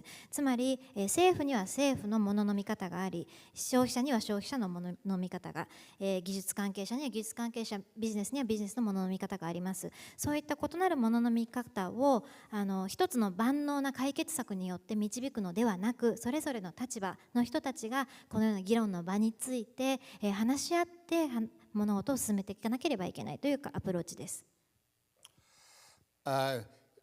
The multi-stakeholder approach is certainly a new way for policy making. This is not the normal way governments operate. And a lot of governments think if they have a consultation with non-state actors, then they are already doing something for the multi-stakeholder model. But consultation is not sharing. And I think the definition in the United Nations speaks about sharing decision making. And this is a big challenge. This is an innovation for policy making in the 21st century. It's easy to say, but difficult to do. 普通のその政治の意思決定というのはこのような、マルチステークホルダーアプローチではなく、行われています。代わりにどういうやり方をしているというかと、通常の政治であれば、政策が、ある程度まとまって、それに対してパブリックコメントのような形で、一般の人たちや政策を作った人たちとは別の方たちが意見を申し出るという形で成り立っています。しかしながら意思決定をみんなで分かち合って行うというのがインターネットガバナンスの考え方で、これは非常に革新的な政治のやり方です。21世紀にふさわしい非常に革新的な政治のアプローチだと考えられます。Let me make a final reference to the last part of the definition, which has differentiated between the evolution of the Internet, let's say the more technical layer, and the use of the Internet, the more political layer. We talked today a lot about the fragmentation of the Internet, because we have learned and lived in a world where we say we have one world and one Internet. But the reality is that we have on the different layers different approaches. The one world, one internet is fortunately still alive on the technical layer. We all are using the same technical protocols, the domain name system, IP addresses, HTTPS for the web. This enables us that everybody can communicate with everybody. But on the application layer, where we use the internet and where we have to deal with internet-related public policy issues, the situation is different, and that's very natural. We have one world, but 193 different national jurisdictions. And so the challenge for the future is to find the right interconnection between the one world, one internet on the technical layer and the reality that we have to deal with 193 national jurisdictions. We are on one globe, we have to live together, we have to find ways to move forward, and I hope that more knowledge among all stakeholders will help us to solve the problems we are ahead of us. Thank you.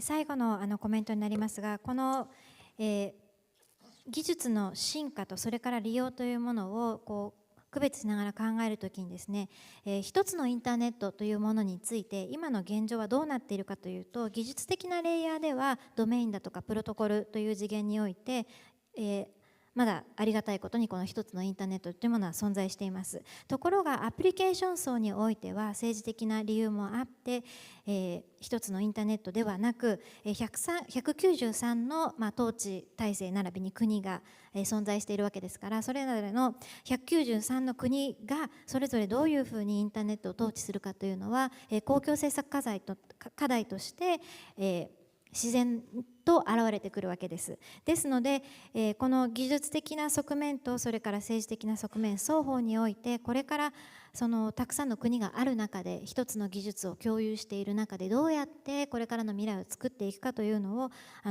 前に進めていかなければいけない、そういう複雑で、難しい難解な問題ではあるんですが、たくさんのさまざまなステークホルダーと場を共有して対話をしていくことで前に進むのではないかというふうに考えています。Thank you so much.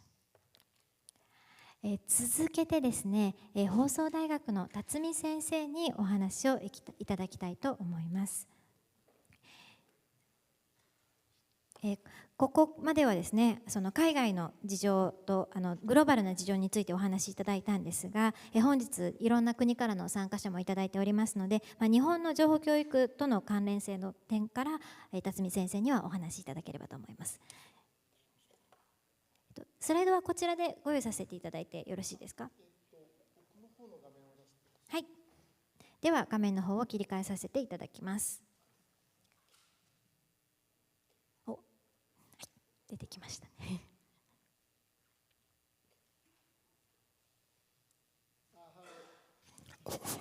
Hello, my name is Takeo Tatsumi, Professor of the Open University of Japan. 日本語と英語という方があって、私はあまり発音が良くないと思うので、主に日本語で喋って、後で田中さんに英訳していただこうと思っておりますので、よろしくお願いいたします。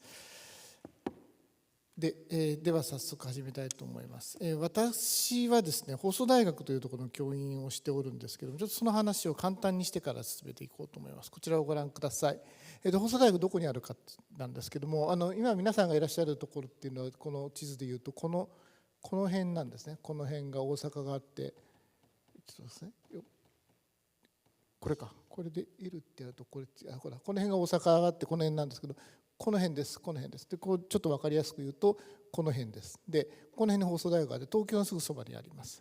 東京のすぐそばなんですけども、なかなか見にくいな。ちょっと拡大するとこんな形になっておりまして、はい、これが千葉県です。私のいる大学のある場所です。Of the Open University of Japan, where he's from. はい、これは千葉県の形をしております。はい、で、こちらがですね、私の大学なんですけど、ちょっと見ていただくと分かるようにアンテナが立っておりまして、放送大学というのは放送を使って授業を送るする大学で、日本で唯一の大学です。So we are the Open University of Japan is the only university in Japan that use broadcast system as a ways for the teaching. でここにアンテナがありますけども、これ実はアンテナ撤去されてまして、今はもうすでにオンラインとそれから衛星を使っているので、地上の電波は使ってない、サテライトとオンラインだけなんで、このアンテナはもう今なくなっています。So in the picture you see a huge antenna, but we do have satellites as well as the online for broadcasting. So we're no longer using the actual antenna, if I understood correctly. 私普段どういう仕事をしているかですけども、こちらにあるようにですね、スタジオの方で授業をしていて、でもスタジオの横では調整室があって、この人たちと一緒に授業を作っているというのが私のメインの仕事です。So mostly I spend my day in one of those studios and crafting the teaching materials and the actual class to be broadcasted. で、簡単に自己紹介をしておきます。もう時間がないので、放送大学の教授をしておりますが、私のもともとのメジャーはですね、マスマティカルロジックなんですけども、最近はコンピューターエティックスとかインフォメーションエデュケーションを主にやっております。So he's originally from mathematics, but these days he also teaches computer ethics and information education. So that's a brief introduction of who he is. で、顔写真をこんな風なのに変えて遊んでますけども、割とこういう、遊び心を好きなのでいろいろ遊んでおりますが、このスライドは英訳しなくていいです。はいはい、ということで早速中身入っていきたいと思います。まずですね、私からですね、日本の情報教育がどういう状況になるかということについて、海外からの参加者の皆さんも含めて説明をしていきたいと思います。はい、About the Status of Information Education in Japan というタイトルにしてありますけれども、私個人の意見ですけれども、日本はですね、OECD 各国と比べると情報教育の内容は非常に遅れております。はい、こちらにあるように、公的な教育予算が低くて、世帯負担率が非常に重いんですね。したがって世帯でいろいろやらないといけないという状況なんですが、情報教育というのは設備や備品の整備の状況の影響を受けやすいものですから、したがって各家庭が情報教育に経済的な負担を負うことを嫌う傾向にあるというのが私がその原因だと思っております。これは。So you have all the text on the slide, but I will briefly explain that. So the expenditure on education in Japan is very small in comparison with the other OECD countries, and we have to pay a lot. By the household, will take a lot of the money out of their pocket to make up for whatever facility that they have to supply with, partially. で特にですね、このインターネットガバナンスに関係するような話でいくと、日本の小学校から高校までに行われている情報モラルという教育のことを語らざるを得ないと思って、今日はこのテーマで持ってきました。で、小学校から高校までは情報モラルという私からすると謎の用語がずっと使われ続けています。So one of the main topic of today's conversation that I want to introduce is this this concept called information morality, which is centered around the information and computer ethics education in Japan. But this idea of information morality, in my view, contains fallacy for a lot of reasons, which I will explain later. ここにあるように今日本でやられているのはモラルと法令遵守とプライバシーと情報セキュリティで、あるようにデザインはされたんですけども、実際にはどうなっているかというとこのようになっておりまして、ほとんどが法令遵守の授業になっているというのが日本の小学校から高校の情報モラルの授業でして、情報活用の視点が全くないんですね。で具体的には例えば他者が権利を持つ著作物をアップロードしないとか、他者の個人情報をアップロードしないとか、それからコンピュータースマホとを長時間使わないとかって言って全部 Do Not で始まるルールばっかりになっているということになっていて、これが私は問題点だと思っております。So, to give you the perspective on information morality education in Japan, which is implemented in K-12 stage, it seems like they do have a design and composite element, having the ethics and legal aspect and societal aspect. But in reality, it is pretty much don't do this and don't do that. So the teaching of information morality has to do with don't upload copyrighted materials, don't use computers or smartphone for long hours. So a lot of restrictions. And there is no aspect of how you can make use of this technology for societal impact or for other, societal purposes. で特に私がコンピューターに関する倫理の研究をしている立場から言うと、倫理ジレンマに関する議論がないことは本当に致命的に問題だと思っております。で倫理的な評価というのは、例えば遵守するか違反するかということであり、一方で道徳的な評価というのは善か悪かという評価になるんですけども、そのジレンマというのは違反だけども良い行為とか、悪いけども遵守はされている行為というのがあって、これをどのように取り扱うかということが非常に問題で、特に情報社会においてそのジレンマを議論しなければいけないのですが、先ほどから説明しているようにその情報モラル教育にはそこの視点が全く欠けているというのが問題点だと思います。One of the biggest problems with the information morality education in Japan is that it lacks the aspect of ethical dilemma, because a lot of it has to do with compliance and following rules and not doing things that they told you not to. Learners are not given opportunity to think about dilemmas that are good act that breaks the rules or a bad act that is compliant with the rules. Those dilemmas that you need to actually give deep thinking. But those dilemmas are not included within the information morality education in Japan. でここではですね、一つの例を紹介して私の説明を終わりにしますけども、東日本大震災における情報のジレンマの例を紹介いたしたいと思います。So I want to introduce one example of what happened after the Tohoku earthquake of March 11 of 2011. So there was one particular case of dilemma that I'm going to present to you as an example. 2011年3月11日に東日本大震災が発生して、マグニチュード 9.0、2万人を超える死者がありました。So on March 11, 2011, a magnitude 9.0 earthquake and tsunami struck Japan, killing over 20,000 people. で地震の直後に、被災地から860キロ離れた広島の中学生が NHK のニュース内容を無断でユーストリームという当時の動画中継システムを使って無断で配信をしました。So there was this live web streaming service called Ustream back then, and 80 kilometers away from the affected area, one middle school students, broadcast the NHK broadcast content on Ustream using his smartphone. でこの様子を見つけた人がツイッターで拡散して、これが多くの人に広がっていったという事件がありました。So somebody was on Twitter, saw this URL, and they share it, and it quickly spread. 日本のユーストリームの担当者はこの時にこの配信を遮断するかどうかを迷って NHK の担当者にツイッターを使って問い合わせをしました。The Japanese representative Ustream learned of this and was undecided whether to force the broadcast to shut down or to continue it for the sake of human life. So they contacted NHK Twitter account. で、この NHK の担当者は直ちにそれを許可するという返事をしました。And the Twitter NHK account replied to him saying, "Permission granted." でその後この配信は数時間継続しまして、ここに書いてないこと言いますけど、私の知り合いでもですね岩手県に住んでた人はこの中学生の配信を見て逃げて助かったという人もいます。So one of my acquaintance who was in the affected area was actually watching this Ustream on the web, and because of this broadcast content, he was able to evacuate.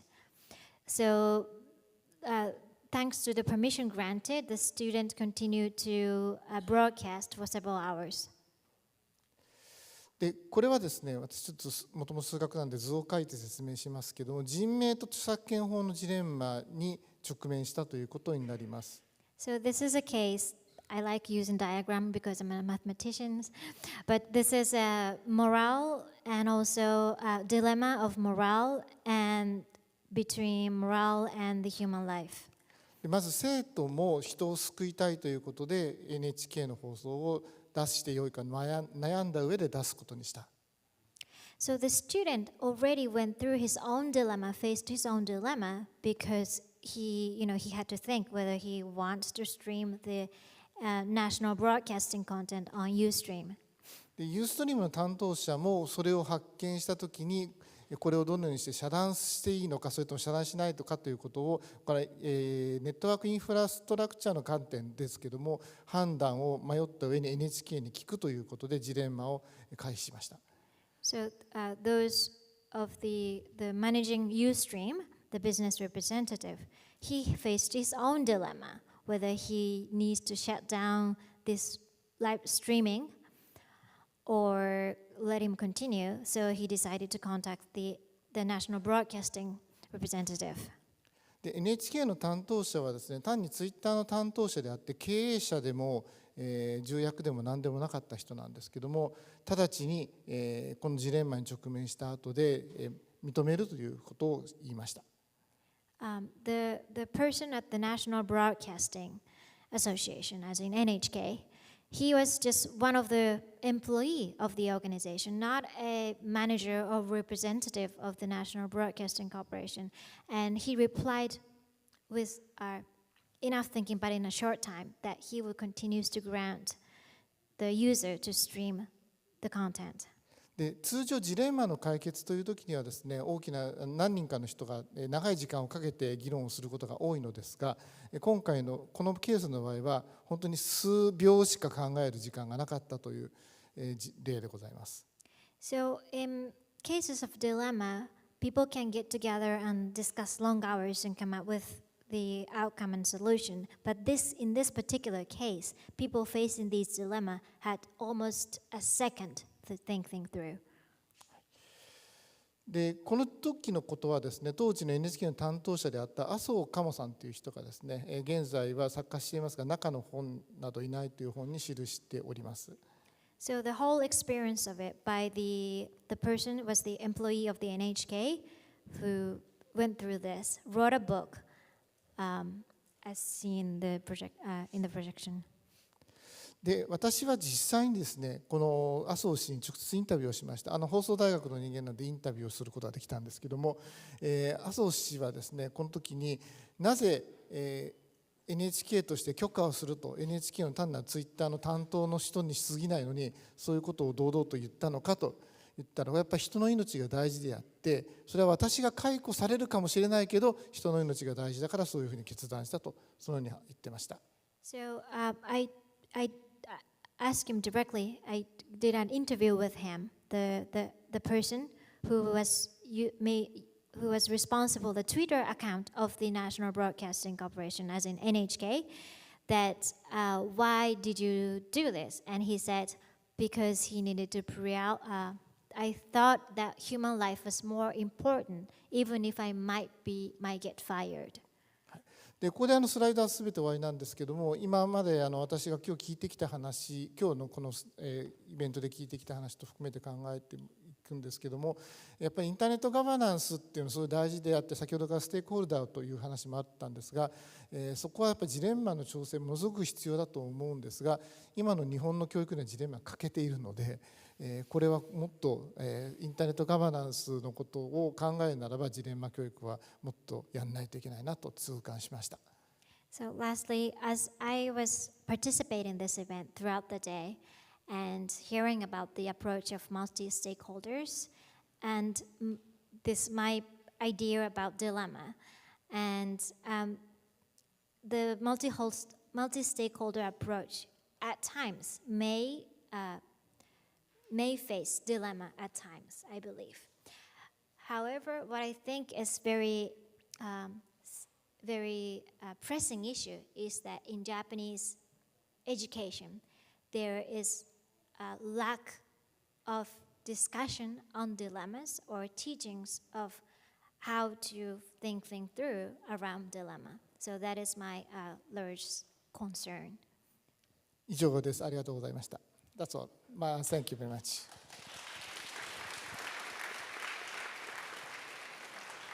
ありがとうございました。今ダイナミックコーリションのスクールオンインターネットガバナンスを立ち上げたお話と、それから日本の情報教育のお話をしていただきましたが、今度は日本ではなくって、他の国、ヨーロッパ以外の国でどのようにインターネットガバナンスの学びを提供されているか、ルイサさんにお話をいただきたいと思います。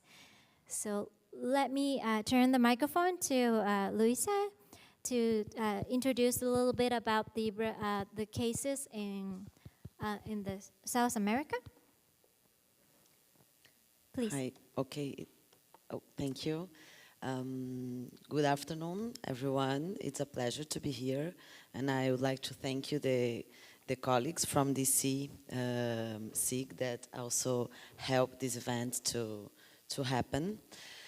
And the Brazilian School in Internet Governance is an initiative of the Brazilian Internet Steering Committee. That is the multi-stakeholder organization that is responsible for the .br domain. And it is a non-profit organization. And every person that has a .br in Brazil has to pay for 40 reais.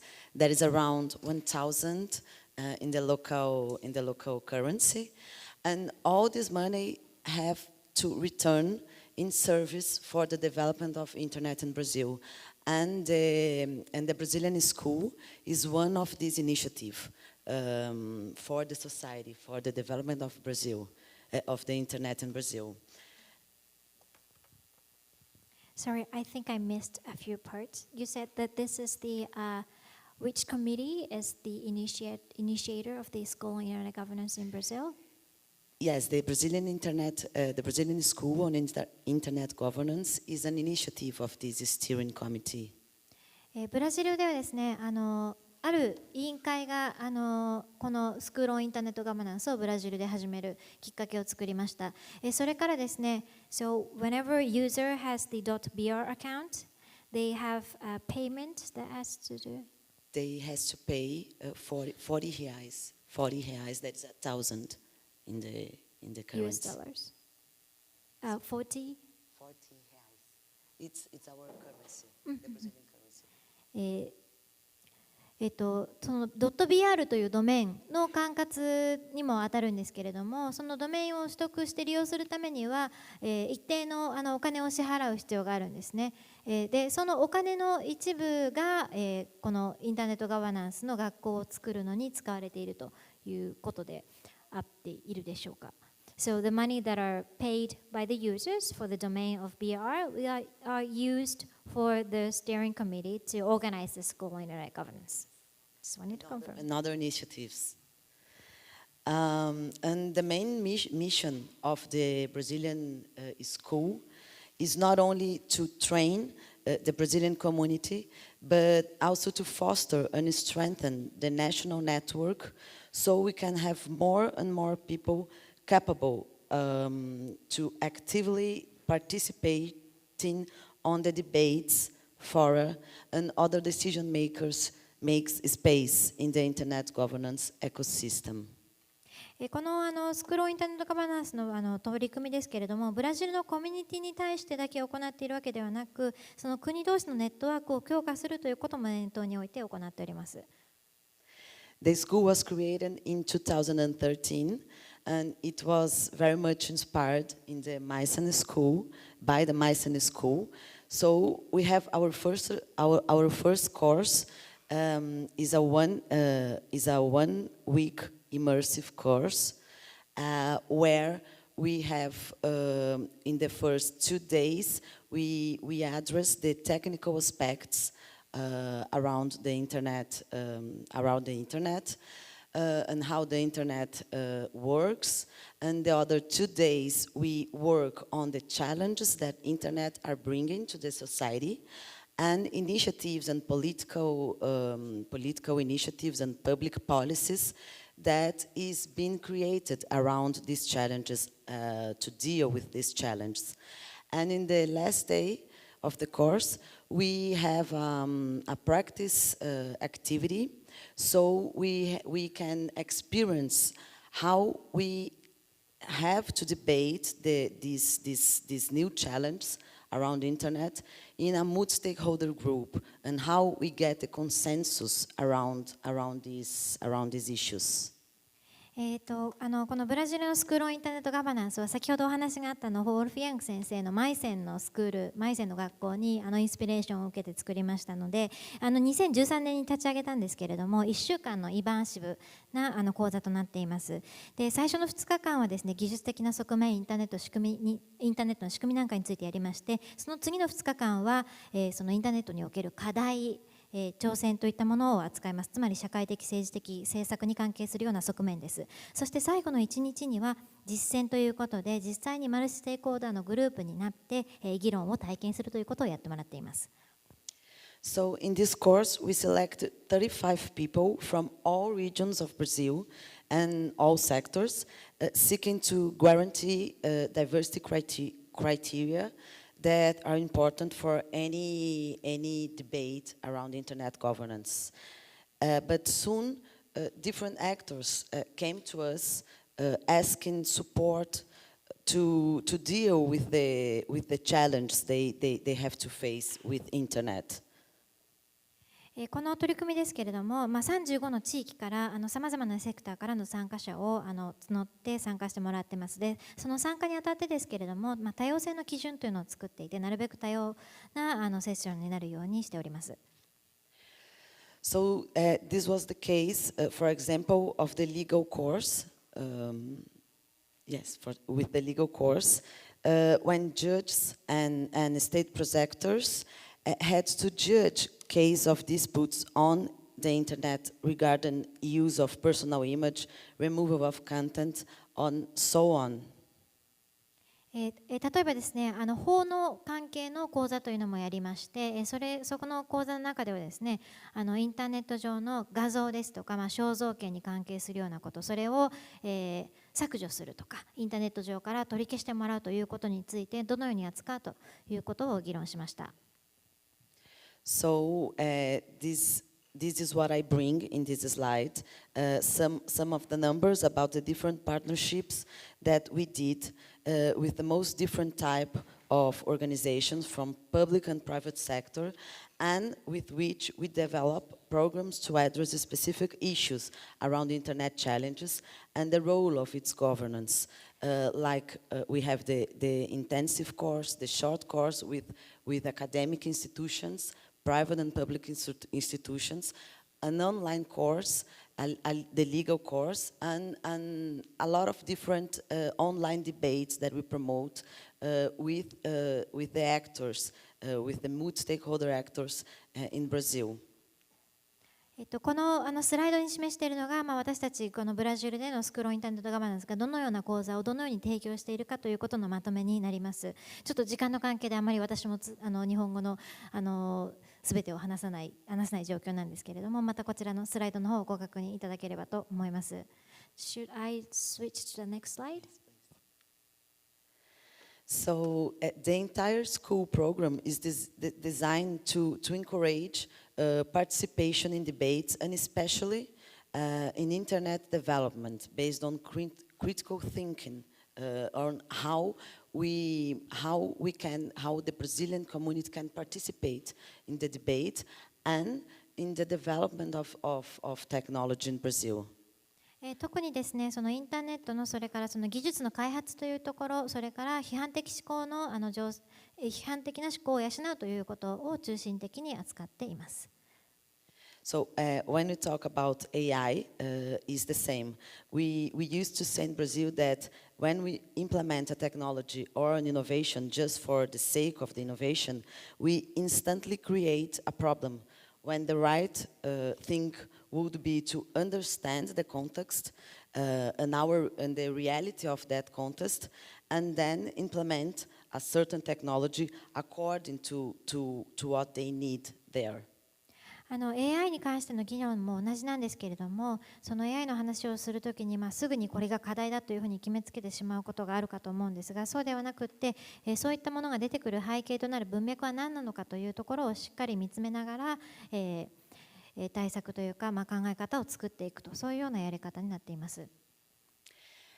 So AI must be understood from a regional perspective, and innovations should be produced locally. So when we create the program around AI, we think in three pillars. One is the technical concepts around AI. The second one is the rights that we have to seek when we implement or when we develop an AI, and the third one is how to think developing AI in our context. AI についてその理解を深めていく中でですね、私たちが大事にしているのはその地域の視座を大事にしています。つまりその地域、そのブラジルのその地元の地域というところの中でイノベーションが生まれていかなければならない。それをどのようにそうしているかというと、技術的な概念としての AI は何かということを理解し、そして人間の権利との兼ね合いでどうなっているか、そして AI を開発するその原則としてどういったものが必要なのか、なぜそれを導入するのかというのを深く考えるようにしています。So, thank you. Thank you. So just to finish, we believe that when we think in how it works and what are the impacts and why it's been implemented, we can bring technology that attend the society, and we can create a more inclusive and universal and just technology. Thank you. 最後にですね、申し上げておきたいのが、このどうして AI がどのようにして動いているのか、どのような働きを持っているのか、そしてそれが社会にどのような影響を与えているのか、そしてなぜそれらが導入されているかという側面について考えることによって、技術を導入する、技術を作っていく、開発していく上でですね、より包摂性の高い社会、そして普遍的な社会、そしてより正義があり公平な社会というものが生まれるのではないかと考えています。以上になります。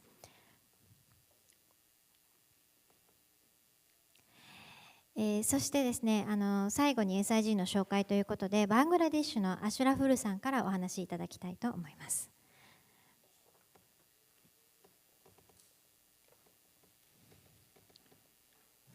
Hello. I think especially my young friends, all of you are getting tired because from the morning you are here very early in the morning. Can we do all together with me just to remove our sleep?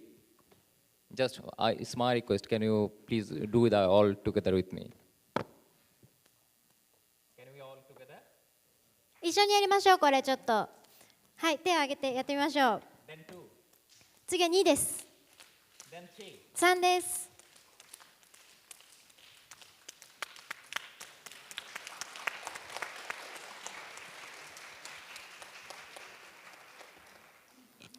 Thank you, thank you once ありが again. とうございます。Greetings from myself and from the People's Republic of Bangladesh. I'm representing the Bangladesh School of Internet Governance community. I'm Ashrafur Rahman. I am leading the Bangladesh School of Internet Governance, and beside that, I'm a human resource management professional. So, oh, yeah, please. バングラディッシュのスクールインターネットガバナンスの代表として本日やってまいりました。そして仕事としてはですね、その人材開発ということも専門にしております。Thanks for inviting me, especially my Dynamic Coalition School of Internet Governance colleague, Avri Sandra and Kyoko Tanaka. I'm so glad to be speaking with this platform. 本日ですね、このような形の機会をいただきまして、ダイナミックコーリションの皆様、アブリさんですとか、サンドラさんに感謝を申し上げたいと思います。So, don't worry, I did not take a long time. I have only 2 slides, and after my few hours, then I will show you a short video, then I will conclude my speech. あまり長く話すのはやめておきますので、この後は少しですね、お話しした後、ビデオをお見せしたいと思います。Actually, I want to share with all of you how we are working in about the Bangladesh School of Internet Governance. We have lots of barriers, we have opportunities, and we have challenges also. So, in a very short form, I want to share with all of you. 少し端的にですね、そのバングラディッシュのインターネットガバナンスに関する取り組み、学校での取り組みというものをご紹介差し上げたいと思います。たくさんの機会もあればですね、我々が直面している課題もあります。From 2016, we started the Bangladesh School of Internet Governance. Now it's 2023. We have already conducted 7th School of Internet Governance. So, just I want to share what opportunity we have when we are conducting the 7th School of Internet Governance we have already. 2016年に SIG、バングラデシュの SIG 立ち上げまして、それでもう7回ですね、SIG をやっております。で、今日この後ですね、その7回目の様子というのをちょっと皆さんにお見せしたいと思います。We have main focus on minimize the rural and urban community gap, so that we trying to conduct at the rural areas, various workshops and various, what should I say, various meetings with the rural people, especially with the connecting with the young people, mainstream people. 我々これ取り組むときにですね、なるべく山岳地域だとか田舎の方ですね、そういったところに行ってなるべくミーティングを開催しています。We are trying to ensure the youth participations. Beside that, we are trying to ensure the women's participations because they are the very important stakeholder of the internet governance community. 特にですね、誰でも参加できるようにということで、なるべく参加がしやすいようにというところの工夫と、それから女性の参加ということも合わせて工夫をしております。And another most important things, increased willingness about the school among the stakeholders. That is the another opportunity. What we are doing, try to people are trying to do this, but they cannot do it. So that we are engaged with our community, I mean with the internet governance community. こういった取り組みをですね、もっとやりたいんだよという声があっても、なかなかその思うようにできない人たちもいるので、そういう人たちと関わりを持って、教え合うというような形で実践しております。A few challenges, what I should want to share, organize advanced level school for the Bangladesh School on Internet Governance, graduate on emerging technology, lack of lab support, some of cases for the graduates, and could not develop the country's level resource pool in local languages, and curriculum could not recognize by the educational institution most of the cases. そこで取り組んでいる中での私たちの課題なんですけれども、こういった上級のコース、上級の講座を修了した場合にですね、その人たちが活躍するような場というところにそういったスペースというものが少し困難であるというのがあります。それからですね、その土地の言葉で、資源を提供するというのが難しいというのがあります。Though we have lots of challenges, like a developing country of Bangladesh, you know, Bangladesh is the most growing developing country right now. But we are trying to create awareness about the internet. Maybe you can agree with me or maybe not. We all are concerned about privacy, right? We all are about it. But maybe we are not concerned about ethics. And we think when ethics can develop within ourselves, then privacy maybe comes automatically. So that we are trying to develop the ethics in our community. それから先ほどもう一つ付け加えておきたかったんですけれども、直面している課題の一つとして、このようなスクールインターネットガバナンス SIG をやってるんですけれども、正規のカリキュラムの中ではそれが認定されておりませんので、学校の外での学びという形でそれが学校の中ではなかなか認められていないというのが課題の一つです。で、あとですね、今我々の取り組みの中で、バングラデシュというのは今成長中の国として発展していく成長が非常に大きいわけですけれども、その中でインターネットに関する意識を啓蒙するということをやっています。今日ご参加いただいて皆さんきっとプライバシーというのは気にしていらっしゃるんだと思うんです。でもこのプライバシーを大事にして気にしているという考え方の中で、じゃあところで倫理エシックスは一体どうなっているだろうかというと、その取り組みはまだまだやっていくべきなんではないかと考えています。ですので先に倫理が来れば後からプライバシーの保護というのは自動的についてくるんじゃないかとご賛同いただけるか分かりませんが、私はそのように考えています。Mostly our stakeholder is the young people, so that when we conducting a workshop or the seminar, we are trying to share with them few social media etiquettes, because youth are mostly dependent on the social media, so that when they are aware about the social media etiquettes, then they are aware about the most of things, what they do, what they did not do, and what they should not do. 参加してくれる人たちは若い人たちが多いので、この意識啓蒙という考え方の中で、なるべくSNS の利用ですとか、ソーシャルメディアの利用にあたって、どういったことをやっていいか やらない方がいいかというようなことを考えるように、講座をやっております。Where the people we believe about the theme One World, One Internet. Because an example, when I'm reached at the Kyoto, I'm trying to active my SIM, and it's not working some of cases, and I'm using the Wi-Fi. But wherever you can purchase a SIM, then if it will connect anywhere, then maybe it will be the great advantage from all of you, from all of us. So that obviously we believe one world, one internet, and we prepared ourselves to believe in that themes. 一つのインターネットということを考える側のチームに私は入っていると思っていまして、今回京都に来て例えば携帯電話の中で SIM を切り替えて使おうとしたんですけれども、Wi-Fi に接続している状態でもそれが時々うまくいかなかったということがあったんですね。それもやり方を逆にして、SIM を先に切り替えられるということが先にあるとすごく簡単にできると思うんですが、そういったことが利便性をもたらし、かつどこに行ってもつながるというような形で一つのインターネットということを享受するということが、その一つのインターネットの強みであり、私がそのチームの中に入っていたいというふうに思っているわけです。As earlier I'm shared, we have already conducted 7 School of Internet Governance. So that what's our achievement?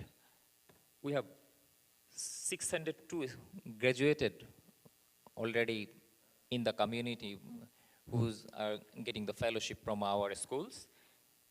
And 600. 600. このようにして講座を SIG をやっていて、これまでもう600人の方が卒業されました。And they're not coming from the specific community, they are coming from the various, the multi-stakeholder approach, like the government sector, civil society, private sector, technical community, academia, youth and media. その参加者もですね、非常に多様で、政策立案のプロみたいな方もいらっしゃれば、若い方だったりとか、ビジネスの方や技術の方という形で、マルチステークホルダーのアプローチを参考にする形でですね、なるべく多様な人に参加してもらうというふうにしています。You will be happy to know we are already conducting 2 kids IGF and adding for the lawyer IGF, especially for the lawyer community, and end of the year we are trying to conducting the bankers community because we are all together trying to connect with the IGF community.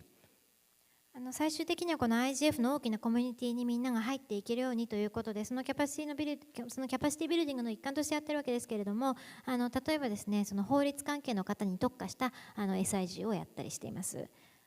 So thank you for your patience to hear me. Last couple of minutes what I'm saying. Just I'm trying to showing a video. You can see how we are working in our field, in our country. And I'm inviting you all. We are inviting and trying to bilateral program. I'm in the bilateral School of Internet Governance. It could be help our understanding with cultural exchange or knowledge exchange also. So you are welcome, and you can contact us if you are interested for the bilateral School of Internet Governance. 私たちはバイラテラルなスクールオンインターネットガバナンスの取り組みをしておりますので、ぜひ携わりたいという方は連絡をしていただければと思います。で、この後少し短いビデオを流しますけれども、それでもってどんな活動をしているのかという雰囲気を知っていただけるのではないかなと思います。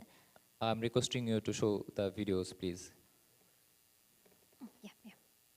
ちょっとですね、時間がなかなか差し迫ってまいりまして、もともとここのスタートがちょっと遅かったんですが、この後後ろで懇親会のご用意をさせていただいているのがもともと6時スタートなんです。で、パネルディスカッションというふうに申し上げているんですが、今一通りお話しいただいたまで立先生にまだコメントいただいてないんですけれども、ちょっと一旦この6分のビデオ少しだけ流して、それで皆さんで少しお話をいただいてという形でこの後進めさせていただきたいと思います。長時間にわたってしまいましてすみません。映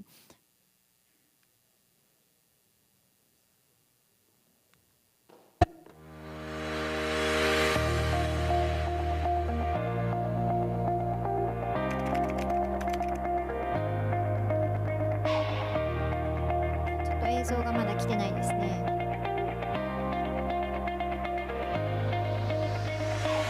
映像がちょっと来てないです。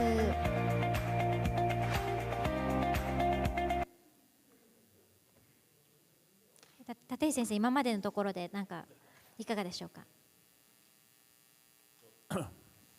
Thank you for each presentation. Very, I could have a variety of the inspiration for the Japanese internet governance. So, the Mr. Wolfgang said that I didn't know about in detail how you established the SSIG and why the SIG coming up into this world, and also the Brazil and they use some venue for the SIG. I didn't know that. So, but I know that Brazilian people is very, very, I can say, aggressive to the internet governance. I know. So I attended the Netmundio in 2014. So that's the kind of things I know. But I didn't know about activities about school internet governance. So that was very. So also in Bangladesh, so it's very interesting. You are going to the rural area and have school internet governance. So one of my another title is vice chair of the ISPs Association. But as you did, we are going to the rural area and have a conference like that. But it's not a school internet governance, so we have to do that in Japan also. Then lastly, the Tatsumi Sensei said that the dilemma is a very important thing for us. That sometimes we don't think about that, especially in the internet governance. So internet governance is a kind of how can I say, very difficult way to make one internet, I think. So that is a very important thing. So that's it now.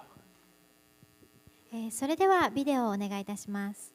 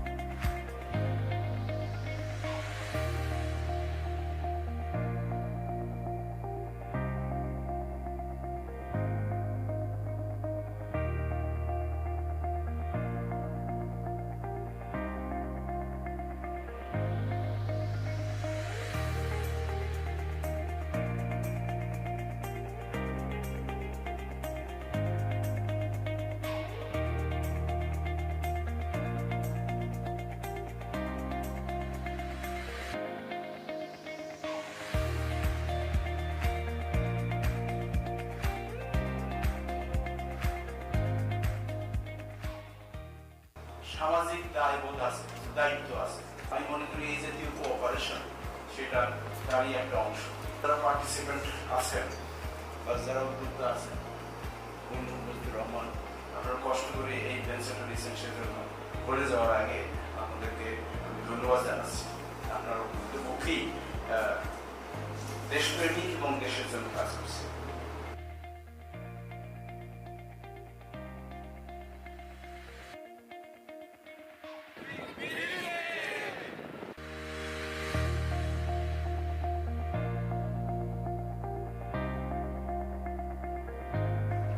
কিন্তু 1995 সালের পরে এটাকে আমরা বলে থাকি post WTO world trade organization. আপনারা জানবেন একটা প্রতিষ্ঠান তৈরি হয়েছে বিশ্বব্যাপী বাণিজ্য স্বার্থ সংরক্ষণ করার জন্য, বিশ্ব বাণিজ্য সংস্থা। তারপরে আমরা যেটা দেখতে পেয়েছি সেটা হলো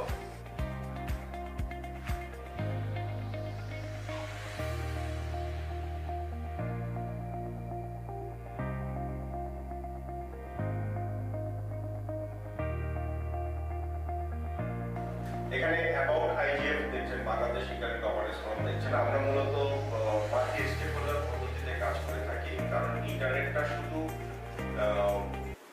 স্পেশালাইজ কোনো গোষ্ঠী ব্যবহার করে না।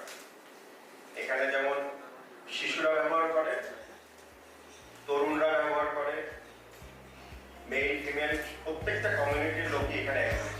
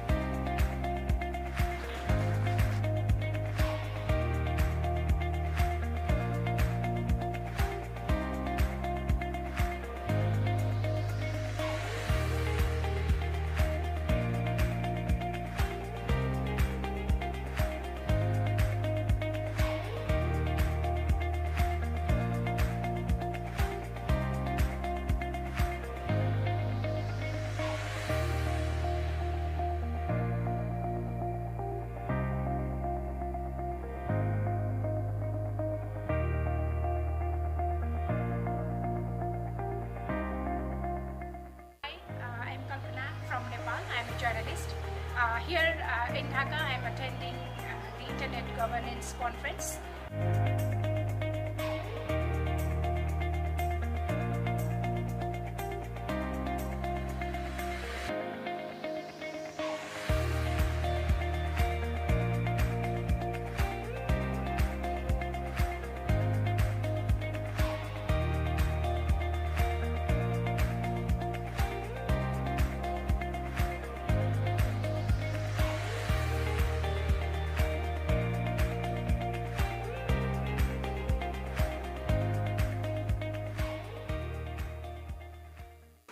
Because internet, as you know, that it is the technology which is applied in all sectors of life.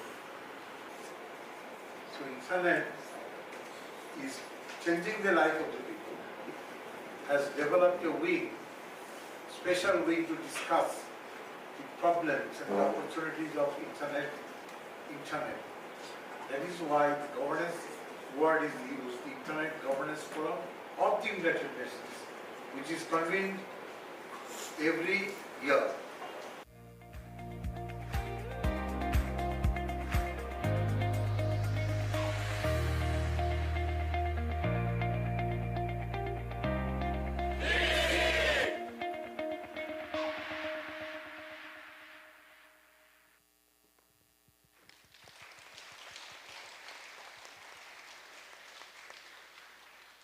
Thank you all once again. では立石先生からこれまでのところご覧になって。So almost I told everything, but I regret that the Japanese station is very delayed. So from this April, we just started the SIG in Japan. So I'd like to make more active relationship with other countries and activate our activities in SIG. That's all. Thank you.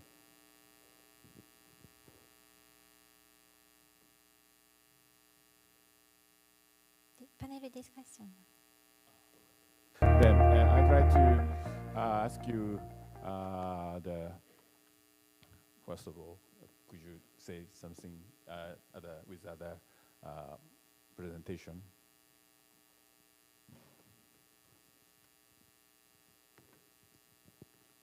I think the beauty of the concept of the summer school is that it can be handled in a very flexible way and adjusted to the local needs. 私がご紹介しましたそのサマースクールの例ですけれども、これは必ずやこの全く同じ形で実現させるものではなくて、その地域それぞれのニーズに合わせてカスタマイズして実現していただくことができるものだと思います。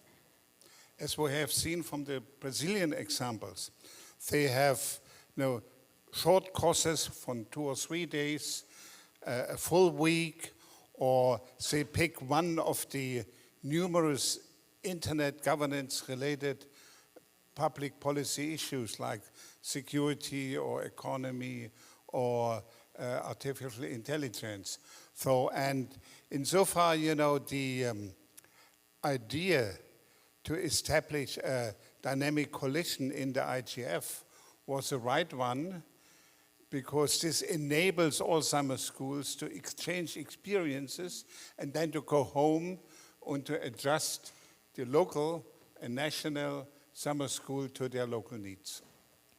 先ほどのブラジルの例なんかですね、ルイザさんにお話しいただいたんですけれども、あそこは特定のその公共政策領域、セキュリティであるとかインテリジェンスだったりとか経済といったそういった特定の政策の領域に関して特化したインターネットガバナンスの課題というものに焦点を当ててみっちりやるというようなやり方でやっているところもあります。And let me add just a second and final point is we have seen the numbers. How many people came to the Brazilian school? We have seen the video from the Bangladesh school. How many people are involved year by year now? And this is a tremendous pool of talents which went through the various schools. We have now around 25 summer schools around the globe. And it would make absolutely sense to link all these people so that they remain connected after they have finished the course.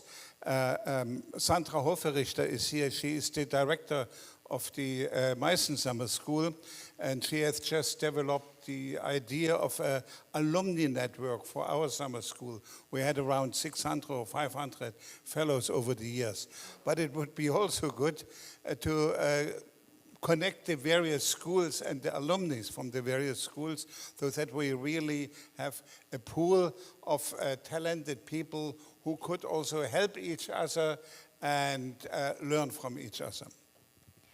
こういった形でダイナミックコーリションの SIG のダイナミックコーリションをやることでですね、いろんな国や地域で卒業生が生まれてきます。こんなにたくさんの人たちが学習していって修了していったことをビデオやルイザさんのお話もご覧になったと思うんですけれども、今回ですねサンドラさんダイナミックコーリションでそのマイセンの学校をマイセンの SIG の長でもいらっしゃいますサンドラさん会場にも来てらっしゃるんですが、今新しい取り組みとしてこのスクール・オン・インターネット・ガバナンスで学んだ人たちの卒業生のネットワークを、国際的なネットワークを組織しようということをやっております。でこれ何がいいかというと、そこに集まっているっていうのは人材のプールができるわけですね。スクール・オン・インターネット・ガバナンスで学んだ人たちというのは非常にその学習をされた方々の人材プールが出来上がりますので、これを作っていきたいというふうに考えています。So I'd like to ask you, Tatsumi Sensei. So, what do you think about SIG in Broadcast University? Is it possible, or what do you think about it? I'm planning that 4 years in future the syllabus of new courses now, but maybe okay. I would like to including the internet governance concept to next 2026 new courses. 立石先生の方から放送大学さんですとか、その何かしらその放送でですねインターネットガバナンスのことを教えていったらどうかということでお話しされたんだと思うんですけど、それに対して辰巳先生からは2026年からはそういった講義を放送大学の方でも検討しているということですね。2026年の授業は今ちょうど私が担当でシラバス作ってる最中なので、今から入れようと思えば入れられます。So the Open University of Japan is about to start a new syllabus to be implemented to teach about the internet governance starting from 2026. So I would like to ask you about in the Brazilian situation. So if you know something, I'd like to know the hint how to create, how to increasing the people, how to involve. I think that the people that came to us searching for the course, they told to the community, they take to the community, they talk to the community about this course. I think that it's like Professor Wolfgang said, the importance of create connection between these different the different people that are interested in these issues around internet governance and internet challenge. And just to give an example, this year we receive a person from Portugal and a person from Mozambique in our winter course, in our immersive course, and we are thinking to do an internet governance school for the Portuguese languages. So in a international broad, you know. 途中立石先生からもちょっと補足いただけるとありがたいんですが、今ポルトガル語での交流というのを始めていて、ポルトガルとそれからセルビアの方たちも参加いただいて、ポルトガル語でのインターネットガバナンスの講座の提供とか交流というのを始めました。他に何か補足いただくところがもしあれば。大丈夫です。So then after the last year, I would like to screen the back.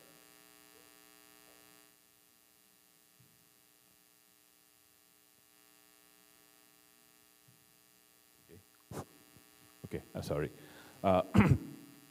So, as I mentioned, why do you think to do the SIG in rural area? So, in Japan, our association did some conference in rural area is because they cannot go up to the Tokyo or other big cities. So then we have to go to the rural areas and have a conference for a few days. Then, or is it the same thing or any other reason do you have? Okay, well,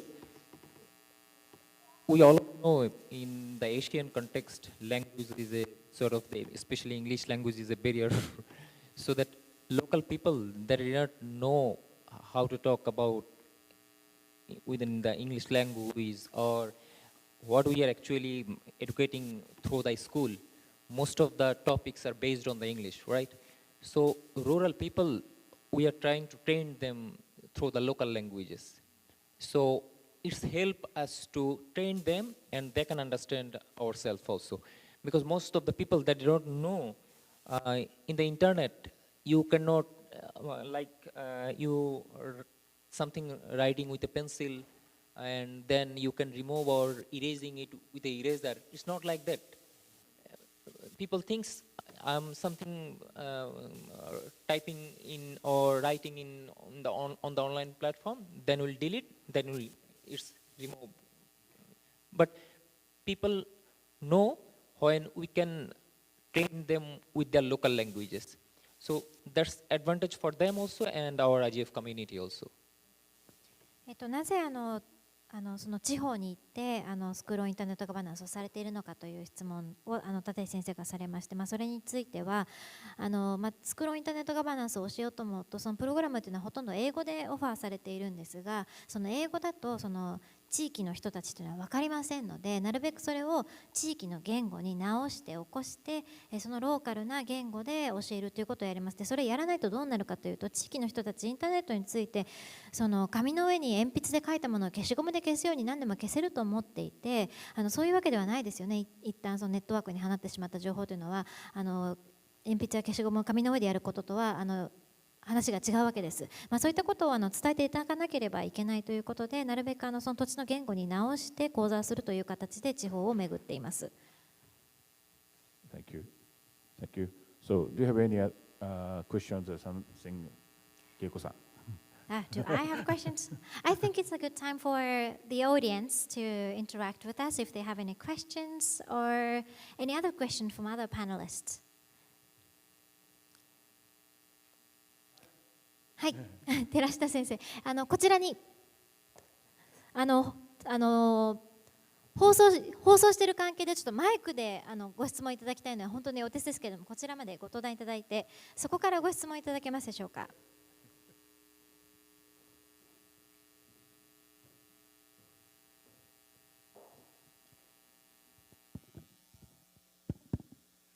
What I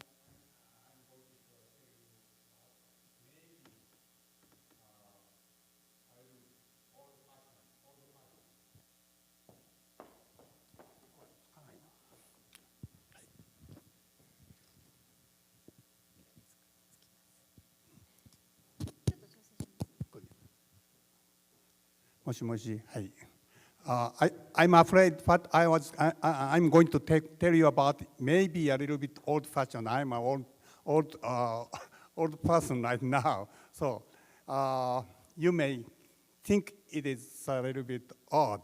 But one thing, I think one thing that is missing in this discussion is about the ethical considerations. See, I think most of the things we are worrying about is between the conflict between the various stakeholders, right? Multi-stakeholders, conflict between multi-stakeholders. And this is just like an international politics, just like the United Nations always talking about spending a lot of effort in adjusting, controlling the international the conflicts. Just like this is what you want to do, very similar thing. So I think that is what is missing in this kind of discussion is the ethical considerations. See,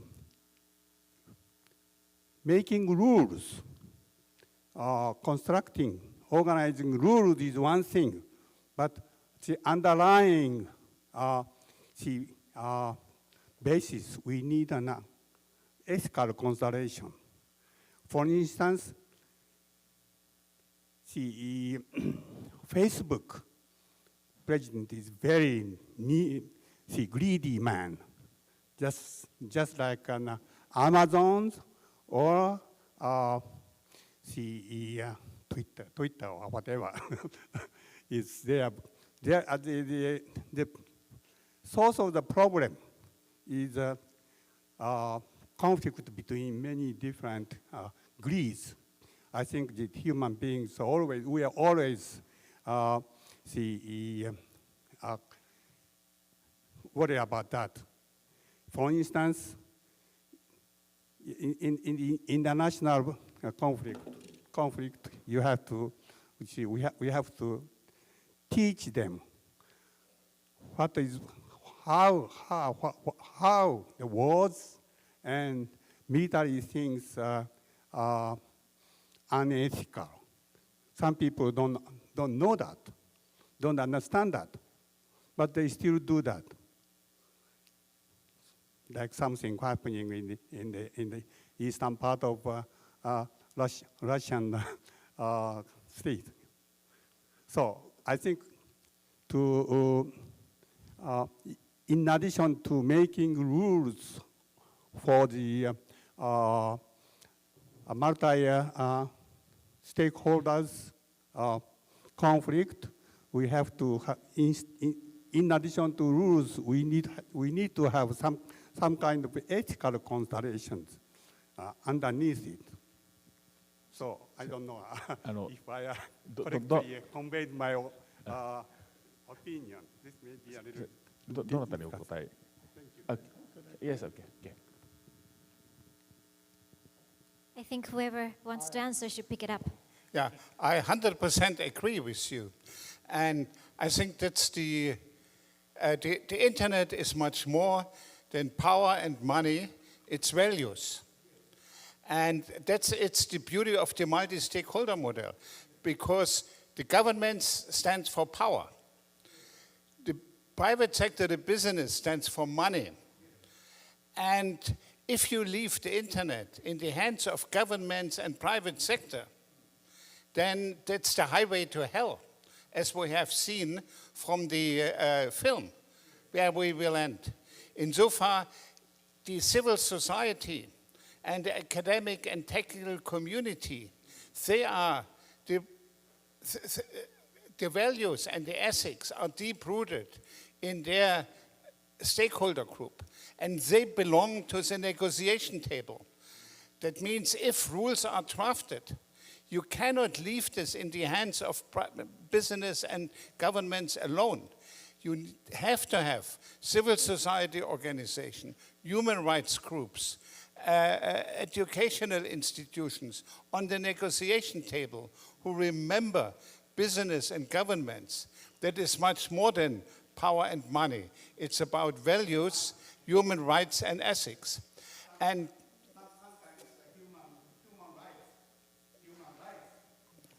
so that's why it's not enough to refer to the Charter of the United Nations. We have to refer to the Human Rights Declaration from 1948, and we have a new instrument adopted by UNESCO recently on artificial intelligence and ethics, which is a very good instrument, and I recommend to study this document.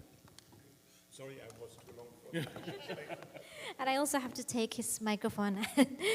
100% 先ほど寺下先生がお話しされたのが今この議論の中で抜けているものとしてその倫理というものはマルチステークホルダーの中で倫理というのはどうするのかという話が重要なんじゃないかというご指摘だったんですけれども、そうしないとみんな欲があって企業だったらその欲に任せていろんなプラットフォームがなんか取っていってしまうんじゃないかというようなご指摘があったんですけれども、そのご質問に対してウォルフギャング先生の方から100% 同意ですというようなお話で、具体的にどういうことかというと民間とそれから政府の手にインターネットガバナンスを、どちらかないしは両方にインターネットガバナンスの綱を民間企業ないしは政府にその綱を引かせてしまうと、それは地獄への道が続いていると。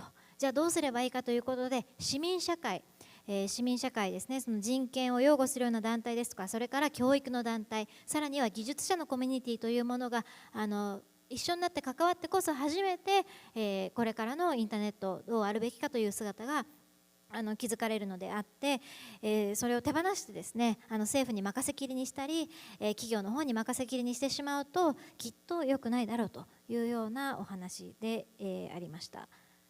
Thank you very much. I think that in Japan, the civil society is a very weak point, I think. So we have to raise the civil society's power in Japan. So I'd like to ask you to let us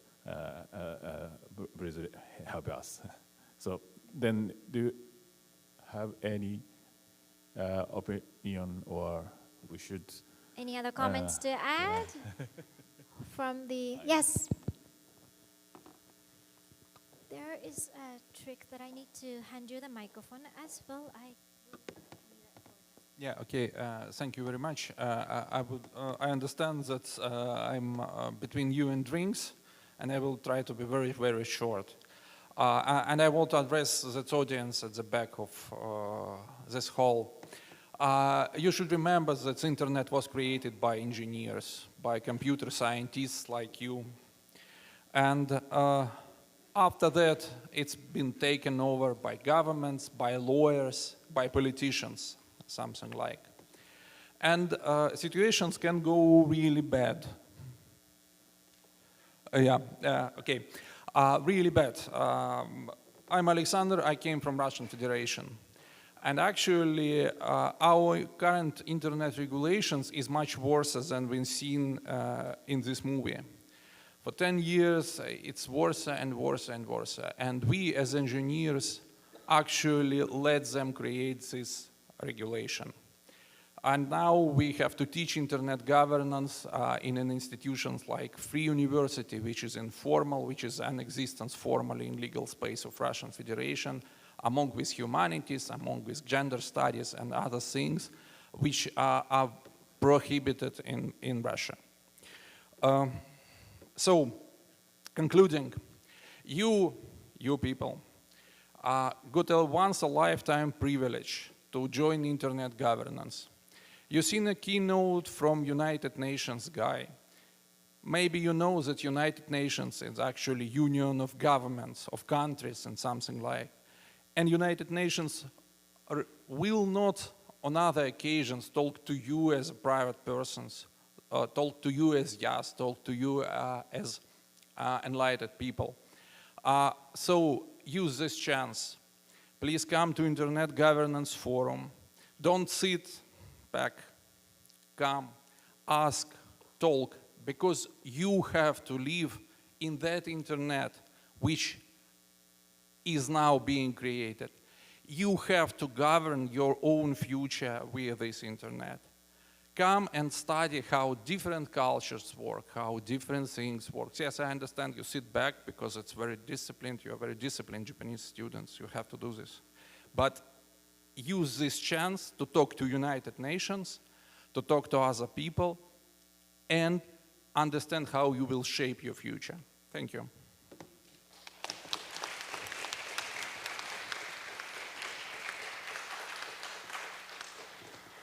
皆さんにちょっとお話したいなと思いまして質問というかコメントをさせていただくんですけれども、ロシア連邦から来ましてスクール・オン・インターネット・ガバナンスのような形でインフォーマルな大学でインターネットガバナンスを教えています。私自身は技術者です。でそれでこの話の中でですね、その市民社会とそれから人権擁護する人たち、それから技術者のコミュニティという話がオルギャング先生の方からありましたけれども、今ここにいる皆さんですね、コンピューターですとか技術を学んでいる最中だと思います。で今回京都で IGF が開催される、国連の IGF が開催されるということなんですけれども、さっきドキュメンタリー映画見ていただいたと思います。私ロシアから来ましたけれども、この10年で先ほどの映画にあったようなインターネットの向かっている嫌な方向よりももっとさらに嫌な現実に直面しています、技術者としては。で考えてほしいんですけれども、インターネットというともともとエンジニアが作ったんですね。この技術者が作っていたわけです。それを政府が使ったり政治家が使ったり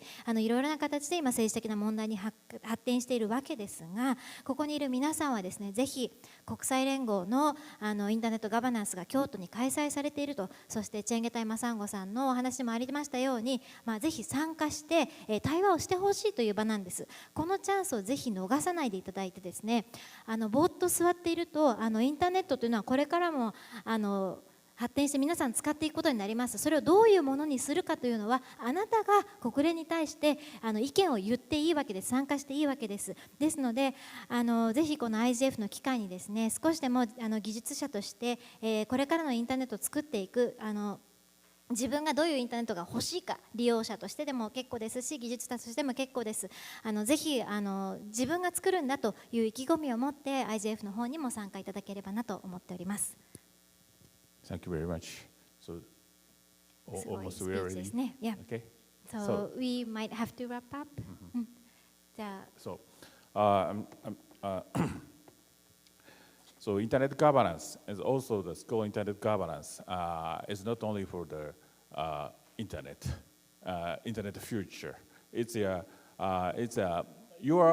future, not the internet future. Your future, your life. So please come and join us and talking about the future of our internet and our life. Thank you. ありがとうございました。ちょっと時間となりますのでこのご発言いただいたところで終わりにしたいんですけれども、インターネットの未来というふうに先ほどから申し上げていますが、インターネットの未来ではなくて皆さん自身の未来、どんな未来が欲しいかということを念頭に置いてこれからの場を活用していただければと思います。この後ですね、懇親会がございます。受付で懇親会をお申し込みいただいた方、そうでない方もご参加いただける方はその場でお待ちください。これからご退場となりますが、懇親会にご参加いただける方は今しばしその場でお待ちください。懇親会に参加されない一般の方はご退席いただきたいんですけれども、ちょっと待ってください。パネルの皆様に大きな拍手をお願いいたします。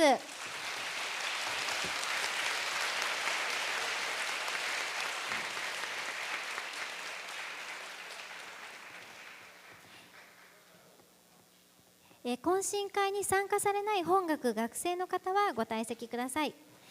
最後に懇親会参加者はホールを出たところ、懇親会会場にご移動ください。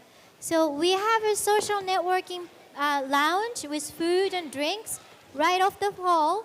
So if you can join us for the drinking and eating, it's right off the hall.